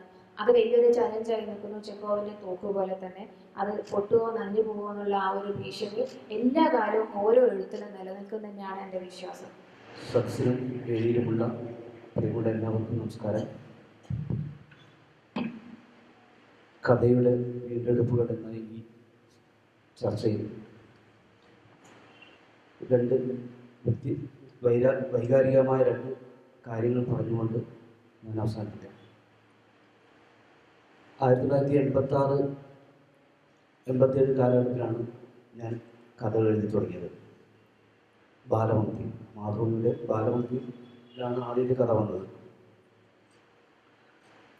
അന്ന് ഹൈസ്കൂളിലെല്ലാം വളരെ ഒരു കഥ എഴുതുന്ന നിലയിൽ ഭയങ്കര മത്സരങ്ങളിൽ പങ്കെടുക്കുകയും സമ്മാനം നേടുകയും മാതൃഭൂമിയിലേക്ക് കഥ വരികയും ചെയ്തു എന്നുള്ള ആളെന്ന് എനിക്ക് ഭയങ്കര കുറച്ചൊക്കെ അഹങ്കാരത്തോടെ നടന്നിരുന്ന ഒരു കാലത്ത്, അത് 80കളുടെ അവസാനം, എന്നെ വളരെ അധികം അമ്പരപ്പിച്ചുകൊണ്ട് രണ്ട് കഥകൾ എൻ്റെ ശ്രദ്ധ നേടുകയുണ്ടായി. രണ്ട് മുതിർന്നവരുടെ കുളത്തിൽ വന്ന രണ്ട് കഥകൾ. ആ കഥകൾ എന്ന് പറഞ്ഞാൽ ആ സമയത്ത് വന്ന സാമ്പ്രദായിക രീതിയിൽ വന്ന ഒരു മട്ടയായിരുന്നില്ല. സാമ്പ്രദായികമായ രീതിയിൽ എഴുതിയ രണ്ട് കഥകളായിരുന്നില്ല. അത് ആധുനികതയ്ക്ക് ശേഷം വന്ന ഉത്തരാധുനിക കാലഘട്ടത്തിൽ എഴുതിയ രണ്ട് കഥകളാണ്. ഒന്ന്, ഒരു തൊഴിൽ രഹിതൻ്റെ ഒടുക്കത്തെ പരീക്ഷ എന്നാണ് അതിൻ്റെ പേര്.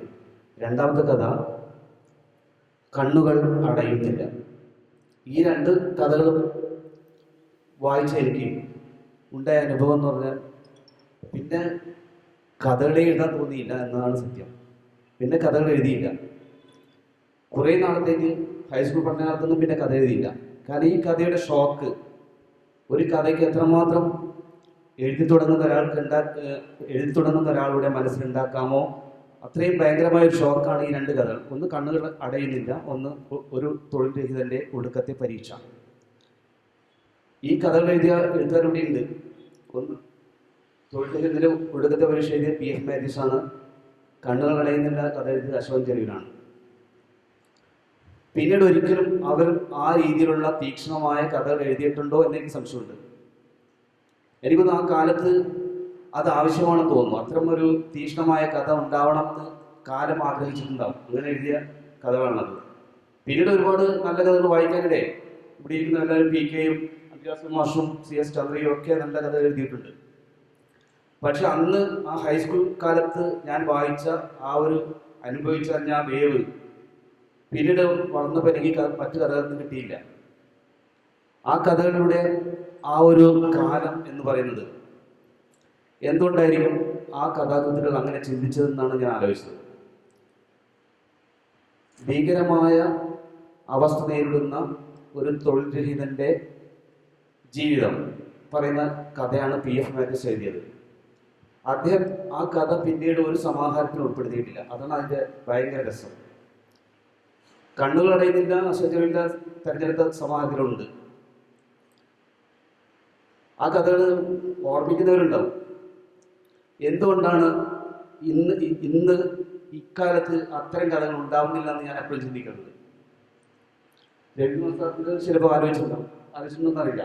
ഇത്ര തീക്ഷ്ണമായ ആ കാലത്ത് എഴുതപ്പെട്ട നല്ല കഥകൾ ഇന്നുണ്ടാകുന്നില്ല. ഇന്നുണ്ടാകുന്നത് നേരത്തെ PF മാത്യൂസ് സാർ പറഞ്ഞൊക്കെ സിനിമ മുന്നിൽ കണ്ട് എഴുതുന്ന പുതിയൊരു തലമുറയാണ് എന്നുള്ളത്. അതൊരു സത്യമാണ്. സിനിമയാണ് അവരുടെ ലക്ഷ്യം. ഇപ്പോൾ പുതിയ കഥാകൃത്തുക്കളുടെ ഒരുപാട് രചനകൾ നോക്കാനുള്ള ഭാഗ്യം എനിക്കുണ്ടായിട്ടുണ്ട്. ഇപ്പോൾ DC ബുക്സിൽ പ്രവർത്തിക്കുന്നതുകൊണ്ട് തന്നെ ഒരുപാട് കഥകൾ. ഇപ്പോൾ അഖിലേക്ക് പറഞ്ഞു കഥകൾ കാര്യം പറഞ്ഞപ്പോൾ ഞാൻ പറഞ്ഞു ഒരു നേരെ കിടക്കുകയാണ് ഇങ്ങനെ കഥകളുമായി. ആത്രയുണ്ട്, ഷാഹിനിയുണ്ട്, ഷാഹിനിയൊക്കെ കഥകൾ വന്നതാണ്. അപ്പോൾ എല്ലാവരും അടച്ചാക്ഷേപിക്കുന്നില്ല. പുതിയ തലമുറയുടെ ഒട്ടുമിക്ക ഒരു ലക്ഷ്യം സിനിമയാണ്. അവർ നോക്കുമ്പോൾ S. ഹരീഷ് സിനിമയിലുണ്ട്, ഉണ്ണിയാറ് സിനിമയിൽ കയറിയിരിക്കുന്നു. ഇപ്പോൾ വരുന്നവരുള്ള സിനിമയിലാണ് സിനിമ തിരക്കഥ PS റഫീഖുണ്ട്. അപ്പോൾ കഥ എന്നുള്ള ഒരു സാഹിത്യ രൂപത്തെ മറന്നുകൊണ്ട്, ജീവിതത്തെ മറന്നുകൊണ്ട് അവർ എഴുതാനുള്ള ശ്രമത്തിലാണെന്നാണ് എനിക്ക് തോന്നുന്നത്. ഈ സമയത്താണ് ഞങ്ങൾ തന്നെ ഒരു പരമ്പര ഇറങ്ങി, അഭിനവ കഥകൾ എന്ന് പറഞ്ഞൊരു പരമ്പര. ആ പരമ്പര എന്ന് പറഞ്ഞ ഒരു കഥയുടെ ചരിത്രമാണ്. PR-ൻ്റെയും പട്ടത്തുള്ളിയുടെയും BP ശിവകുമാറിൻ്റെയും M സുകുമാരൻ്റെയും കഥകൾ വീണ്ടും വായിക്കുന്ന ഒരു അവസരമാണ്. ആ കഥകൾ പുതിയ തലമുറയിലെ എഴുത്തുകാരിൽ എത്ര പേർ വായിച്ചിട്ടുണ്ടോ എന്ന് എനിക്കറിയില്ല. എങ്കിലും കഥയുടെ ചരിത്രം അറിയണമെങ്കിൽ ഇതൊക്കെ വായിക്കണം എന്ന് മാത്രം പറഞ്ഞുകൊണ്ട് ഞാൻ നിർത്തുന്നു. ഹായ്, എൻ്റെ പേര് ആർദ്ര എന്നാണ്. കല ജീവിതം തന്നെ എന്നൊക്കെ പറഞ്ഞ പോലെ കഥ ജീവിതം തന്നെയാണ്. അതുകൊണ്ട് അതിനെ പറ്റി സംസാരിക്കാൻ പറഞ്ഞാൽ ബേസിക്കലി ജീവിതത്തിനെ പറ്റി സംസാരിക്കുക എന്നുള്ളതാണ്. ആ അർത്ഥത്തിൽ പറയുകയാണെന്ന് വെച്ചാൽ ഞാൻ നമ്മൾ ഈ ഡിജിറ്റലി ജനറേഷൻ ഇങ്ങനെ കാൽക്കുലേറ്റ് ചെയ്ത് ഡിവൈഡ് ചെയ്യില്ലേ. അപ്പൊ അങ്ങനെ ഡിവൈഡ് ചെയ്യുന്ന സമയത്ത് അതിന്റെ ക്രമപ്രകാരം ഞാൻ സൂമേഴ്സ് എന്ന് പറഞ്ഞ വിഭാഗത്തിൽ പെടുന്ന ഒരാളാണ്. അതായത് ജെൻസി, ജനറേഷൻ സെഡ് എന്ന് പറയുന്നത്. അതായത് 90കളുടെ അവസാനം ജനിച്ചിട്ടുള്ള, അതായത് 95കൾക്ക് ശേഷമൊക്കെ ജനിച്ച് ഇപ്പോ അവരവരുടെ ഒരു വർക്ക് ഫോഴ്സ് ആയിട്ട് നിലനിൽക്കുന്ന സമയത്ത് 25, 26, 27, 28 ആ ഒരു പ്രായം. അപ്പോ അവരുടെ ഒരു പ്രത്യേകതയായിട്ട് പറയുന്നത് അവരവരുടെ ചൈൽഡ്ഹുഡ് മുതൽ തന്നെ ഈ ഡിജിറ്റൽ വേൾഡ് കൺസ്യൂം ചെയ്ത് തുടങ്ങിയിട്ടുള്ളവരാണ്. ഇന്റർനെറ്റ് ഉപയോഗിച്ച് തുടങ്ങുക, കമ്പ്യൂട്ടർ, ഫോണ്. സോ എനിക്ക് തോന്നുന്നു ഇവിടെ ഇരിക്കണ ഈ ഒരു സ്റ്റേജിൽ അങ്ങനെ ഒരു ജനറേഷനെ റെപ്രസെന്റ് ചെയ്തിട്ടാണ് ഞാൻ ഇരിക്കുന്നത്. അതുകൊണ്ട് എനിക്ക് ഞാൻ വളർന്നു വരുന്ന സാഹചര്യം എന്ന് പറയുന്നത് ഒരു പക്ഷേ ഭയങ്കര ഗ്രാൻഡ് നാരേറ്റീവ്സ് ആയിട്ടുള്ള സാധനങ്ങളോ അങ്ങനത്തെ സാധനങ്ങളൊന്നും വായിച്ചിട്ട് വളർന്ന ഒരു തലമുറനല്ല ഞാൻ റെപ്രസെന്റ് ചെയ്യുന്നത്. അപ്പോ സിനിമയാണ് കൂടുതൽ കണ്ടു വളർന്നിട്ടുള്ളത് ചെറുപ്പം തൊട്ടേ. അല്ലെങ്കിൽ നാടകം കാണുക, സിനിമ കാണുക, ഇത്തരം വിഷ്വൽ മീഡിയത്തിനോടാണ് ഞങ്ങൾക്ക് കൂടുതൽ ആക്സസ് ഉണ്ടായിട്ടുള്ളത്. അല്ലെങ്കിൽ വായനശാലകളോ വായനയോ ഇല്ല എന്നല്ല, പക്ഷെ ആ ട്രെൻഡിൽ നിന്ന് വേറൊരു ഇതിലേക്ക് ഷിഫ്റ്റ് ചെയ്തിട്ട് അതിലേക്ക് എടുത്തെറിയപ്പെട്ടിട്ടുള്ള ഒരാൾക്കാരാണ് ഞങ്ങള്. അപ്പോൾ അതുകൊണ്ട് പലപ്പോഴും ഇത്തരം വേദികളിലും അത്തരം പരിപാടികളിലൊക്കെ പോകുമ്പോൾ പറയണ കേട്ടിട്ടുള്ള ഒരു സാധനമാണ് ഞങ്ങളുടെ ജനറേഷൻ എഴുതുന്ന കഥകൾ എന്ന് പറയുന്നത് പലപ്പോഴും സിനിമയ്ക്ക് വേണ്ടിയാണ്, അല്ലെങ്കിൽ സിനിമയുടെ ഭാഷയാണ് കഥകളിലുള്ളത്. നമ്മൾ ബീയിങ് ഇൻ ദ ടൈം എന്ന് പറഞ്ഞ പോലെ നമ്മൾ ജീവിച്ച പരിസരം അല്ലെങ്കിൽ നമ്മൾ ജീവിച്ച കാലഘട്ടം നമുക്ക് എന്ത് തന്നു എന്നുള്ളതായിരിക്കും അപ്പോൾ എഴുതുന്നവരിൽ റിഫ്ലക്ട് ചെയ്യണ ഒരു സാധനം. അപ്പൊ ആ അർത്ഥത്തിൽ ഞാനടക്കം എൻ്റെ ഒരുപാട് സുഹൃത്തുക്കൾ ഇത്തരം മീഡിയത്തിനോട് വളരെ കണക്റ്റഡ് ആയതുകൊണ്ട് എഴുതുമ്പോഴും സ്വാഭാവികമായിട്ടും ഇത്തരത്തിലുള്ള ഞങ്ങൾ കാണുന്ന ദൃശ്യങ്ങളുടെയും വായിക്കുന്നതിൻ്റെയും അല്ലെങ്കിൽ സോഷ്യൽ മീഡിയ പോലുള്ള ഒരുപാട് സോഷ്യൽ മീഡിയ ഉപയോഗമുണ്ട്. നമുക്ക് ഫേസ്ബുക്ക്, ഇൻസ്റ്റഗ്രാം, ട്വിറ്റർ, റെഡിറ്റ് എന്നൊക്കെ പറഞ്ഞിട്ട് പേര് പോലും അറിയാത്ത അത്ര സാധനങ്ങൾക്ക് ആക്സസ് ഉണ്ട്. അപ്പൊ ഇതിന്നൊക്കെ കൺസ്യൂം ചെയ്യുന്ന സാധനങ്ങൾ പലപ്പോഴും നമ്മുടെ ഭാഷയിലും ചിന്തയിലും ഒക്കെ വരും. അപ്പം ഞാനിപ്പോ കഥ എഴുതുമ്പോഴും ഞാൻ കഥ എഴുതിക്കാൻ ഒറ്റ പുസ്തകം എഴുതിയിട്ടുള്ളൂ. അതിൽ 6 കഥകളേ ഉള്ളൂ. അതിന് 5-6 വർഷം കൊണ്ട് എഴുതിയ 6 കഥയാണ്.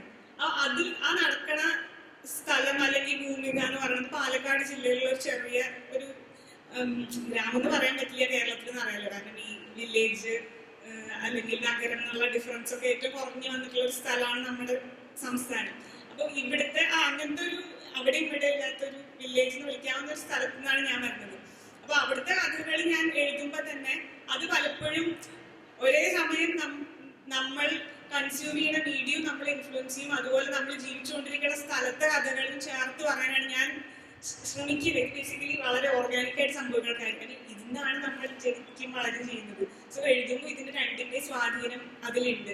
അപ്പോൾ എനിക്ക് വീണ്ടെടുക്കുക എന്നൊക്കെ പറയുമ്പോൾ എന്താണെന്നറിയില്ല, പക്ഷെ കഥ എഴുതുക എന്ന് പറയുന്നത് മനുഷ്യൻ ജീവിക്കുന്ന സമയത്തിന് ഒരു രീതിയിൽ എഴുതുന്ന മീഡിയത്തിലും വരുന്നു എന്നുള്ളത് മാത്രമാണ് എഴുത്തിലുള്ളത്. ഒരു വീണ്ടെടുപ്പാണോ എനിക്കറിയില്ല, പക്ഷെ ഒരു രേഖപ്പെടുത്തലാണ്. അല്ലെങ്കിൽ ഒരു സാഹിത്യമായിട്ട് അല്ലെങ്കിൽ എനിക്ക് കുറച്ചുകൂടി ഹ്യൂമറായിട്ട് കഥകൾ എഴുതണം, അല്ലെങ്കിൽ ഞാൻ വായിക്കുന്ന കഥകളിൽ ആൾക്കാർ എന്തെങ്കിലും ഹ്യൂമർ അടിച്ചിരിക്കണം, ഇതൊക്കെയാണ് ആഗ്രഹം. അപ്പൊ ആ സമയത്ത് അത്തരത്തിൽ ഞാൻ ജീവിച്ച കാലത്തിനെയും എന്ത് വായിക്കുന്നു എന്നുള്ളതിനൊക്കെ ഒരുപോലെ റെപ്രസെന്റ് ചെയ്യണം എന്നുള്ള അർത്ഥത്തിലാണ് കഥ എഴുതുന്നത്. ഇത്രയും പറയാനുള്ളൂ. എല്ലാവരും വളരെ ജനാധിപത്യപരമായിട്ട് സമയം വിനിയോഗിച്ചതുകൊണ്ട് പാനൽ ഡിസ്കഷന്റെ സ്വഭാവം പുലർത്തിക്കൊണ്ട് വീണ്ടും ഒരു 2-3 മിനിറ്റ് ഇത് എല്ലാവർക്കും സംസാരിക്കാൻ അവസരം ഉണ്ടാവുന്നത് നേരത്തെ പറയുന്നു. പിന്നെ സദസ്സിന് ഉള്ള സമയമില്ല. ശരിക്കും പറഞ്ഞാൽ ഇവിടെ വരുന്നത് വരെ കഥയുടെ വീണ്ടെടുപ്പ് എന്നൊരു സബ്ജക്റ്റിനെ കുറിച്ച് എന്ത് സംസാരിക്കണം എന്ന് എനിക്ക് പിടിയുണ്ടായിരുന്നില്ല. ഇപ്പൊ ഇത്രയും വലിയ എഴുത്തുകാരൊക്കെ സംസാരിച്ചു കഴിഞ്ഞപ്പോൾ എനിക്ക് തോന്നുന്നു എൻ്റെ മനസ്സിലെ എഴുത്തിനെ അല്ലെങ്കിൽ എൻ്റെ മനസ്സിലെ കഥയെ വീണ്ടെടുക്കാൻ സഹായിച്ച ഏതാനും കഥാകൃത്തുക്കളെ കുറിച്ച് പറയാമെന്ന് തോന്നുന്നു. ഈ വായന എന്ന് പറയുന്നത് എൻ്റെ സ്കൂൾ കാലഘട്ടത്തിലെ വായനയാണ് ഞാൻ പറയുന്നത്. ആദ്യകാലം വായിച്ചു തുടങ്ങിയപ്പോൾ ഈ നമുക്കിപ്പോൾ പാഠപുസ്തകങ്ങളിൽ കുറച്ച് കഥകൾ പഠിക്കാനുണ്ടായിരുന്നു. ശേഖൂട്ടി, നിന്റെ ഓർമ്മയ്ക്ക്, ചെകുത്താന്റെ കുപ്പായം, അങ്ങനെയൊക്കെ പറഞ്ഞ കുറച്ച് കഥകൾ. അതിനൊക്കെ പുറത്ത് ആദ്യമായിട്ട് ഒരു കഥാസമാഹാരത്തിൽ നിന്ന് ഞാനൊരു കഥ വായിക്കുന്നത് ഗൗരിയാണ്. ഗൗരി ടി പത്മനാഭന്റെ.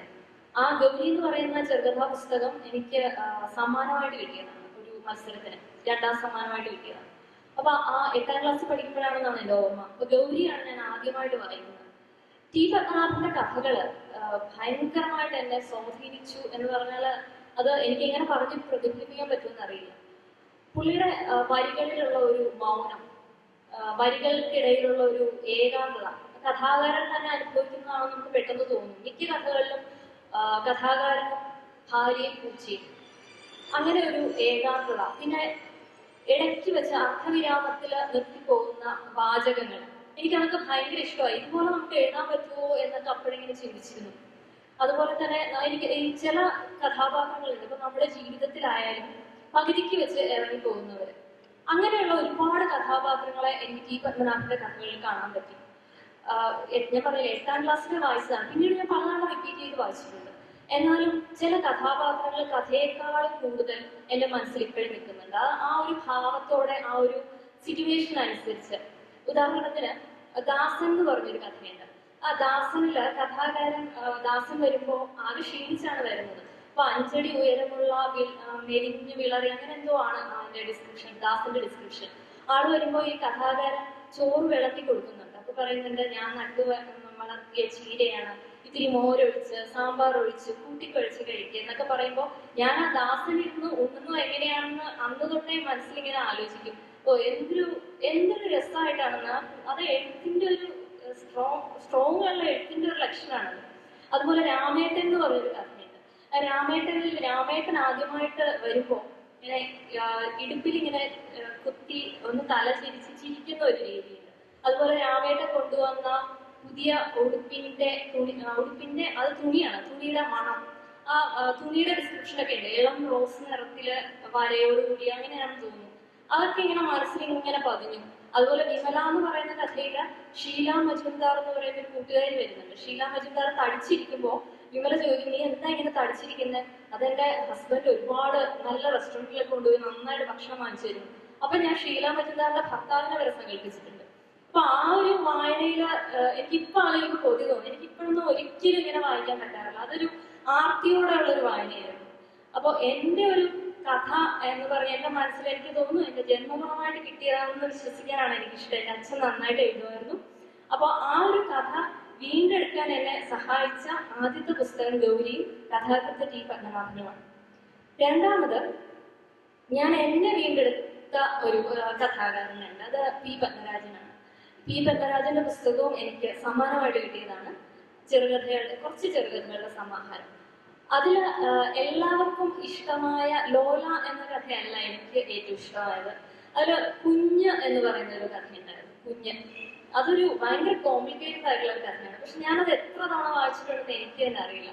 അതില് കുഞ്ഞിന്റെ അമ്മ പറയുന്ന ഒരു ഇതുണ്ട്, നിങ്ങളൊന്ന് ക്ഷമിക്കുക, കുറച്ചു നാൾ കഴിയുമ്പോൾ കുഞ്ഞ് എല്ലാവരും പോലെ ആയിക്കോളും. കുഞ്ഞ് ഒരുപാട് ഗുണങ്ങളോട് കൂടി ജനിച്ച ഒരു കുഞ്ഞാണ്.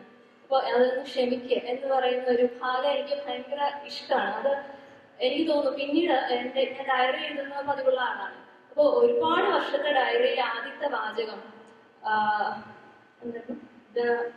the real challenge is to be yourself in a world that's trying to make you like everyone else. അതെനിക്ക് ഭയങ്കര ഇഷ്ടപ്പെട്ടു. ഞാൻ അല്പം വ്യത്യസ്തയാണെന്ന് എനിക്ക് എപ്പോഴും തോന്നാറുണ്ടായിരുന്നു. എന്തുകൊണ്ടോ അങ്ങനെ തോന്നാറുണ്ടായിരുന്നു. കാരണം എല്ലാവരും കളിക്കുമ്പോൾ ഞാൻ എവിടെയെങ്കിലും പോയിരുന്ന എന്തെങ്കിലും വായിക്കും. ബാലരമകളൊക്കെ ആയിരിക്കും, ചിലപ്പോൾ വനിതയായിരിക്കും, എന്നാലും എനിക്ക് അതാണ് ഇഷ്ടം എന്നൊരു തോന്നല്. അപ്പൊ ഒത്തിരി വ്യത്യസ്തമായത് കാരണം ഇങ്ങനെ ഞാൻ എഴുതി വെച്ചു. കൂട്ടുകാരൊക്കെ കുറവാണ്. അപ്പൊ പത്മരാജന്റെ കഥകൾ അമ്മാതിരി എന്നെ സ്വാധീനിച്ചു. അതുപോലെ പത്മരാജന്റെ വേറൊരു കഥയുണ്ട്, ആരാന്റെ അമ്മയുടെ ശവം എന്ന് പറഞ്ഞിട്ട്. അതില് അതുപോലെ ഒരു ചൂഷണം മുഖ്യ വിഷയമായിട്ട് വരുന്ന ഒരു കഥ ഞാൻ പിന്നീട് ഒരിക്കലും വായിച്ചിട്ടില്ല. അത് ആ യജമാനന്റെ അമ്മയുടെ ശവം വേലക്കാരെ കുട്ടിയെ കൊണ്ട് എടുപ്പിക്കുന്ന ഒരു കഥയാണ്. അത് ഭയങ്കര ഭയങ്കര കോംപ്ലിക്കേറ്റഡ് ആയിട്ടുള്ള ഒരു കഥയാണ്. അപ്പോ ഇതിനെയാണ് ഞാൻ വായിച്ചു തുടങ്ങിയത്. പിന്നെ MT മാധവിക്കുട്ടി ഇവരൊക്കെ വായിച്ചതിന് ശേഷമാണ് പിന്നെ പുറകെയുള്ള കാലഘട്ടത്തിലേക്ക് പോകുന്നത്. ഉറൂബ്, SK പൊറ്റക്കാട്, കാരൂർ ഇവരെയൊക്കെ വായിക്കുന്നത് പിന്നീടാണ്. ഇവരൊക്കെ ഓരോ തരത്തില് സ്വാധീനിച്ചിട്ടുണ്ട് നമ്മുടെ കഥകളെ. ഇപ്പൊ നമ്മൾക്ക് എല്ലാവർക്കും ഓരോ പരിമിതികളുണ്ടല്ലോ. സ്ത്രീകൾക്ക് പ്രത്യേകിച്ചും എഴുത്തിനും അനുഭവങ്ങൾ ആർജിക്കുന്നതിനും ഒക്കെ കുറച്ച് പരിമിതികൾ ഉണ്ടാവും. അപ്പൊ ഞാൻ എൻ്റെ കഥകളിലെ സംഭവങ്ങളെ രൂപപ്പെടുത്തുന്നതും പിന്നീട് അതിലെ കഥാപാത്രങ്ങളെ രൂപപ്പെടുത്തുന്നതും എൻ്റെ കാഴ്ചപ്പാടുകളെ രൂപപ്പെടുത്തിയതും ഒക്കെ ഈ ഒരു ബേസിക് വായനയിൽ നിന്നാണ്, ആ മുൻപുള്ള വായനയിൽ നിന്ന്. പിന്നീട് വായിച്ചതിൽ NT നാരായണപിള്ളയുടെ കള്ളനില് ഒരു ലാസ്റ്റ് ആ വീട്ടുകാരൻ വന്ന് കള്ളനെ വിളിച്ചുണർത്തിയിട്ട് എന്നിട്ട് തിന്നോ എന്ന് ജിജ്ഞാസയോടെ ചോദിക്കുന്ന ഒരു ചോദ്യമുണ്ട്. അതിലെ ജിജ്ഞാസ എന്നുള്ള പദം, ഇങ്ങനെ ചില പദങ്ങള്, ചില മണങ്ങള്, ചില കഥാപാത്രങ്ങളൊക്കെ ഇങ്ങനെ മനസ്സിൽ കയറി കിടക്കുക. അതൊക്കെ ഇങ്ങനെ പിന്നീട് ആ കഥാപാത്രമായിട്ട് ഒരിക്കലും വരില്ലായിരിക്കും, പക്ഷെ അത് വേറൊരു രീതിയിൽ എന്റെ കഥകളിൽ വരുന്ന എനിക്ക് തോന്നുന്നത്. ഈ ഗൗരി വായിച്ച ഒരു ഇത് മനസ്സിൽ നിന്ന് മാറാത്ത കാരണം പിന്നീട് കോളേജ് കാലത്ത് എഴുതിയ ഒരു കഥയില് ഗൗരിയുടെ ഒരു മെൻഷൻ പോലും ഞാൻ ചെയ്തിട്ടുണ്ട്. അതിന്റെ ഒരു സന്ദർഭം ഏകദേശം അതുപോലെ തന്നെയാണ്. അതിൽ പറയുന്നുണ്ട്, ഇത് വായിക്കുമ്പോൾ എനിക്ക് ഗൗരിയെ ഓർമ്മ വരുന്നു എന്ന് അതിലൊരു കഥാപാത്രം പറയുന്നുണ്ട്. അങ്ങനെ എന്നെ സ്വാധീനിച്ച നിരവധി എഴുത്തുകാരുണ്ട്. ഇവിടെ സ്റ്റേജിൽ തന്നെ അവർ കുറെ പേര് ഇരിപ്പുണ്ട്. അവരിലൂടെയൊക്കെയാണ് ഞാൻ എൻ്റെ കഥകളെ വീണ്ടെടുത്തത്, ഇപ്പോഴും വീണ്ടെടുത്തുകൊണ്ടിരിക്കുന്നത്, പിന്നെ ചിലപ്പോഴൊക്കെ എന്നെ വീണ്ടെടുക്കുന്നത്. ഇത്രയും പറയുന്നത്. ഇവിടെ സംസാരിച്ച എല്ലാവരും തന്നെ അവരവരുടേതായ നിലയിൽ കഥയെക്കുറിച്ചുള്ള തങ്ങളുടെ എഴുത്തിനെക്കുറിച്ചുള്ള പ്രതികരണങ്ങൾ രേഖപ്പെടുത്തിയിട്ടുണ്ട്. ഓരോരുത്തരും ഓരോ രീതിയിലാണ്. ചിലർ വളരെ ധ്വന്യാത്മകവും വ്യംഗ്യവുമായിട്ടാണ്, ചിലർ കുറച്ച് വ്യക്തമായിട്ട് പറഞ്ഞിട്ടുണ്ട്. അപ്പോൾ അതിൽ വലിയൊരു അംശം സ്വന്തം കാലത്തോടുള്ള ഒരു പ്രതികരണം. അതൊരു പക്ഷേ ചുറ്റുപാടുകൾ, കാണുന്ന കാര്യങ്ങൾ, കേൾക്കുന്ന കാര്യങ്ങൾ, പണ്ട് വായിച്ചത്, ഇതിനെയെല്ലാം നമ്മൾ ഇന്ന് നിന്നുകൊണ്ടാണ് കാണുന്നത്. ഇന്നത്തെ ലോകം ഒരർത്ഥത്തിൽ ഏറ്റവും കൂടുതൽ നമ്മളെ എഴുതാൻ, ആപൽക്കരമായി എഴുതാൻ പ്രേരിപ്പിക്കുന്നു. ഏറ്റവും അവസാനം സംസാരിച്ച കുട്ടി പറഞ്ഞ അനുഭവം കുറവാണ്. അങ്ങനൊരു വിഷയം 5-ാം വയസ്സിൽ കൊണ്ടൊരാളുടെ ജീവിതം തീർന്നാലും അതിനിടയിലുള്ള അനുഭവത്തിന് അതിൻ്റെതായ മൂല്യമുണ്ട്, പ്രാധാന്യമുണ്ട്. ഏതാണ്ട് 35 വയസ്സിനടുത്താണ് മാധവിക്കുട്ടി എൻ്റെ കഥ എഴുതിയത്. അപ്പോൾ അവരതിൻ്റെ ആമുഖത്തിൽ പറയുന്നുണ്ട്, ജീവിതത്തിൻ്റെ ദൈർഘ്യമല്ല, ജീവിച്ച ആ അനുഭവത്തിൻ്റെ ആഴമാണ്. അപ്പോൾ അതുകൊണ്ട് അതൊന്നും ഒരു വിഷയമായിട്ട് ആരും എടുക്കരുത്. മറിച്ച് തങ്ങൾക്ക് പറയാനുള്ളത് അവനവനോടും സ്വന്തം കാലത്തോടുമുള്ള പ്രതികരണങ്ങൾ എന്ന നിലയിൽ രേഖപ്പെടുത്തുക എന്നതാണ് പ്രധാനം എന്ന് എനിക്ക് തോന്നുന്നു. അങ്ങനെ ഒരു അഭിപ്രായം പറയുന്നതേ ഉള്ളൂ. ഓരോരുത്തർക്കും അവരവരുടേതായ വഴികളാണ്. തീർച്ചയായിട്ടും നമ്മുടെ വരുംകാല കഥയിലെ ഇപ്പോൾ നിലവിലുള്ള മലയാള ചെറുകഥയുടെ രംഗത്തെ സജീവമായി പ്രവർത്തിക്കുന്ന ആളുകളാണ് ഇവരെല്ലാം. അവർക്ക് വരുംകാലത്തും പ്രത്യേകിച്ച് ചെറുപ്പക്കാർക്ക് വലിയ സംഭാവനകൾ ഇനിയും ചെയ്യാൻ കഴിയുന്നവരാണ്. അപ്പോൾ അതുകൊണ്ട് പാനൽ ഡിസ്കഷൻ്റെ സ്വഭാവത്തിൽ വീണ്ടും ഒരു റൗണ്ട് കൂടി ആവുകയാണ്. ആദ്യം നീ കഷ്ടിച്ചൊരു 3 മിനിറ്റിൽ താഴെ എടുക്കണം. നമ്മുടെ ബഹുമാനിയായ സദസ്സിലേക്കൂടെ പരിഗണിക്കേണ്ടതുണ്ട്. ആദ്യം അഖിലയും ആർദ്രയും ഒരേ കാലത്ത് എഴുതുന്നവരാണെങ്കിലും 2 കാലത്ത് നിന്നുകൊണ്ടാണ് അവർ എഴുതുന്നതും വായിക്കുന്നതെന്ന് എനിക്ക് തോന്നിപ്പോവുകയാണ്. അഖില ടി പത്മനാഭനെ MT ഒക്കെ വളരെ വികാരഭരിതമായിട്ടാണ് പറഞ്ഞത്. വളരെ കൺവെൻഷനലായിട്ട് യാഥാസ്ഥിതികമായിട്ട് കഥകൾ എഴുതിയ ആളുകളാണ് അവർ. വളരെ യാഥാസ്ഥിതികമാണ്. ഇന്നിപ്പോൾ ഒരു ചരിത്ര സ്മാരകം മാത്രമാണ്. തീർച്ചയായും അവരുടെ ഒരു പ്രാധാന്യം കുറച്ച് കാണുകയല്ല. ആർദ്ര വായന കുറവാണെന്ന് പറഞ്ഞു. പക്ഷേ കുറച്ചുകൂടി ഡിജിറ്റൽ യുഗത്തിൻ്റെ ആളായതുകൊണ്ട് അത്തരത്തിലുള്ള ഒരു ജീവിതത്തെ നോക്കിയാണ് എഴുതുന്നത് എന്ന് പറഞ്ഞു. കുറച്ചുകൂടി ഭേദമായിട്ട് എനിക്കതാ തോന്നുന്നത്. ഒരു പുതിയ കാലത്തെ ജീവിതം എന്നെ പോലെയുള്ള ഇത്രയും കാലം ജീവിച്ച ഒരാൾക്ക് കാണാൻ പറ്റുമല്ലോ. ആ ഒരു നിങ്ങളുടെ പ്രതികരണം അറിയാൻ പറ്റുമല്ലോ. ഞാനും എൻ്റെ ചങ്ങാതിമാർ ഏതാണ്ട് 15 വയസ്സൊക്കെ ഉള്ള കാലത്ത് നന്നായിട്ട് വായിക്കുമായിരുന്നു. ആ വായിക്കുന്ന കാലത്തൊക്കെ ടി പത്മനാഭനും MT ഒക്കെ വളരെ ശക്തരായിട്ട് എഴുതിക്കൊണ്ടിരുന്ന കാലമാണ് അത്. ഞാൻ നേരത്തെ പറഞ്ഞതുപോലെ വളരെ വൈകാരികതയുള്ള, ജീവിതം പോലെയുള്ള ഒരുപാട് വികാരങ്ങൾ ഉണർത്തുന്ന കഥകളാണ് അവരെഴുതിയിരുന്നത്. സ്വാഭാവികമായിട്ടും ഇന്നും അങ്ങനെ എഴുതുന്നവരൊക്കെ ഉണ്ട്. ഇന്നും കയ്യടി കിട്ടും. ആളുകൾക്ക് പൊതുവെ അതാണ് ഇഷ്ടം. വളരെ വൈകാരികത ഉണർത്തുന്ന കഥകൾ വായിക്കാൻ എല്ലാവർക്കും ഇഷ്ടമാണ്. അതിന് ബദലായിട്ട് പുതിയ തലമുറ കണ്ടുപിടിച്ചത് വൈറൽ കഥകളാണ്. പെട്ടെന്ന് വൈറലാകുന്ന, പെട്ടെന്ന് പ്രശസ്തി ഉണ്ടാക്കുന്ന തരത്തിലുള്ള കഥകൾ ഇപ്പോൾ ഉണ്ടാകുന്നുണ്ട്.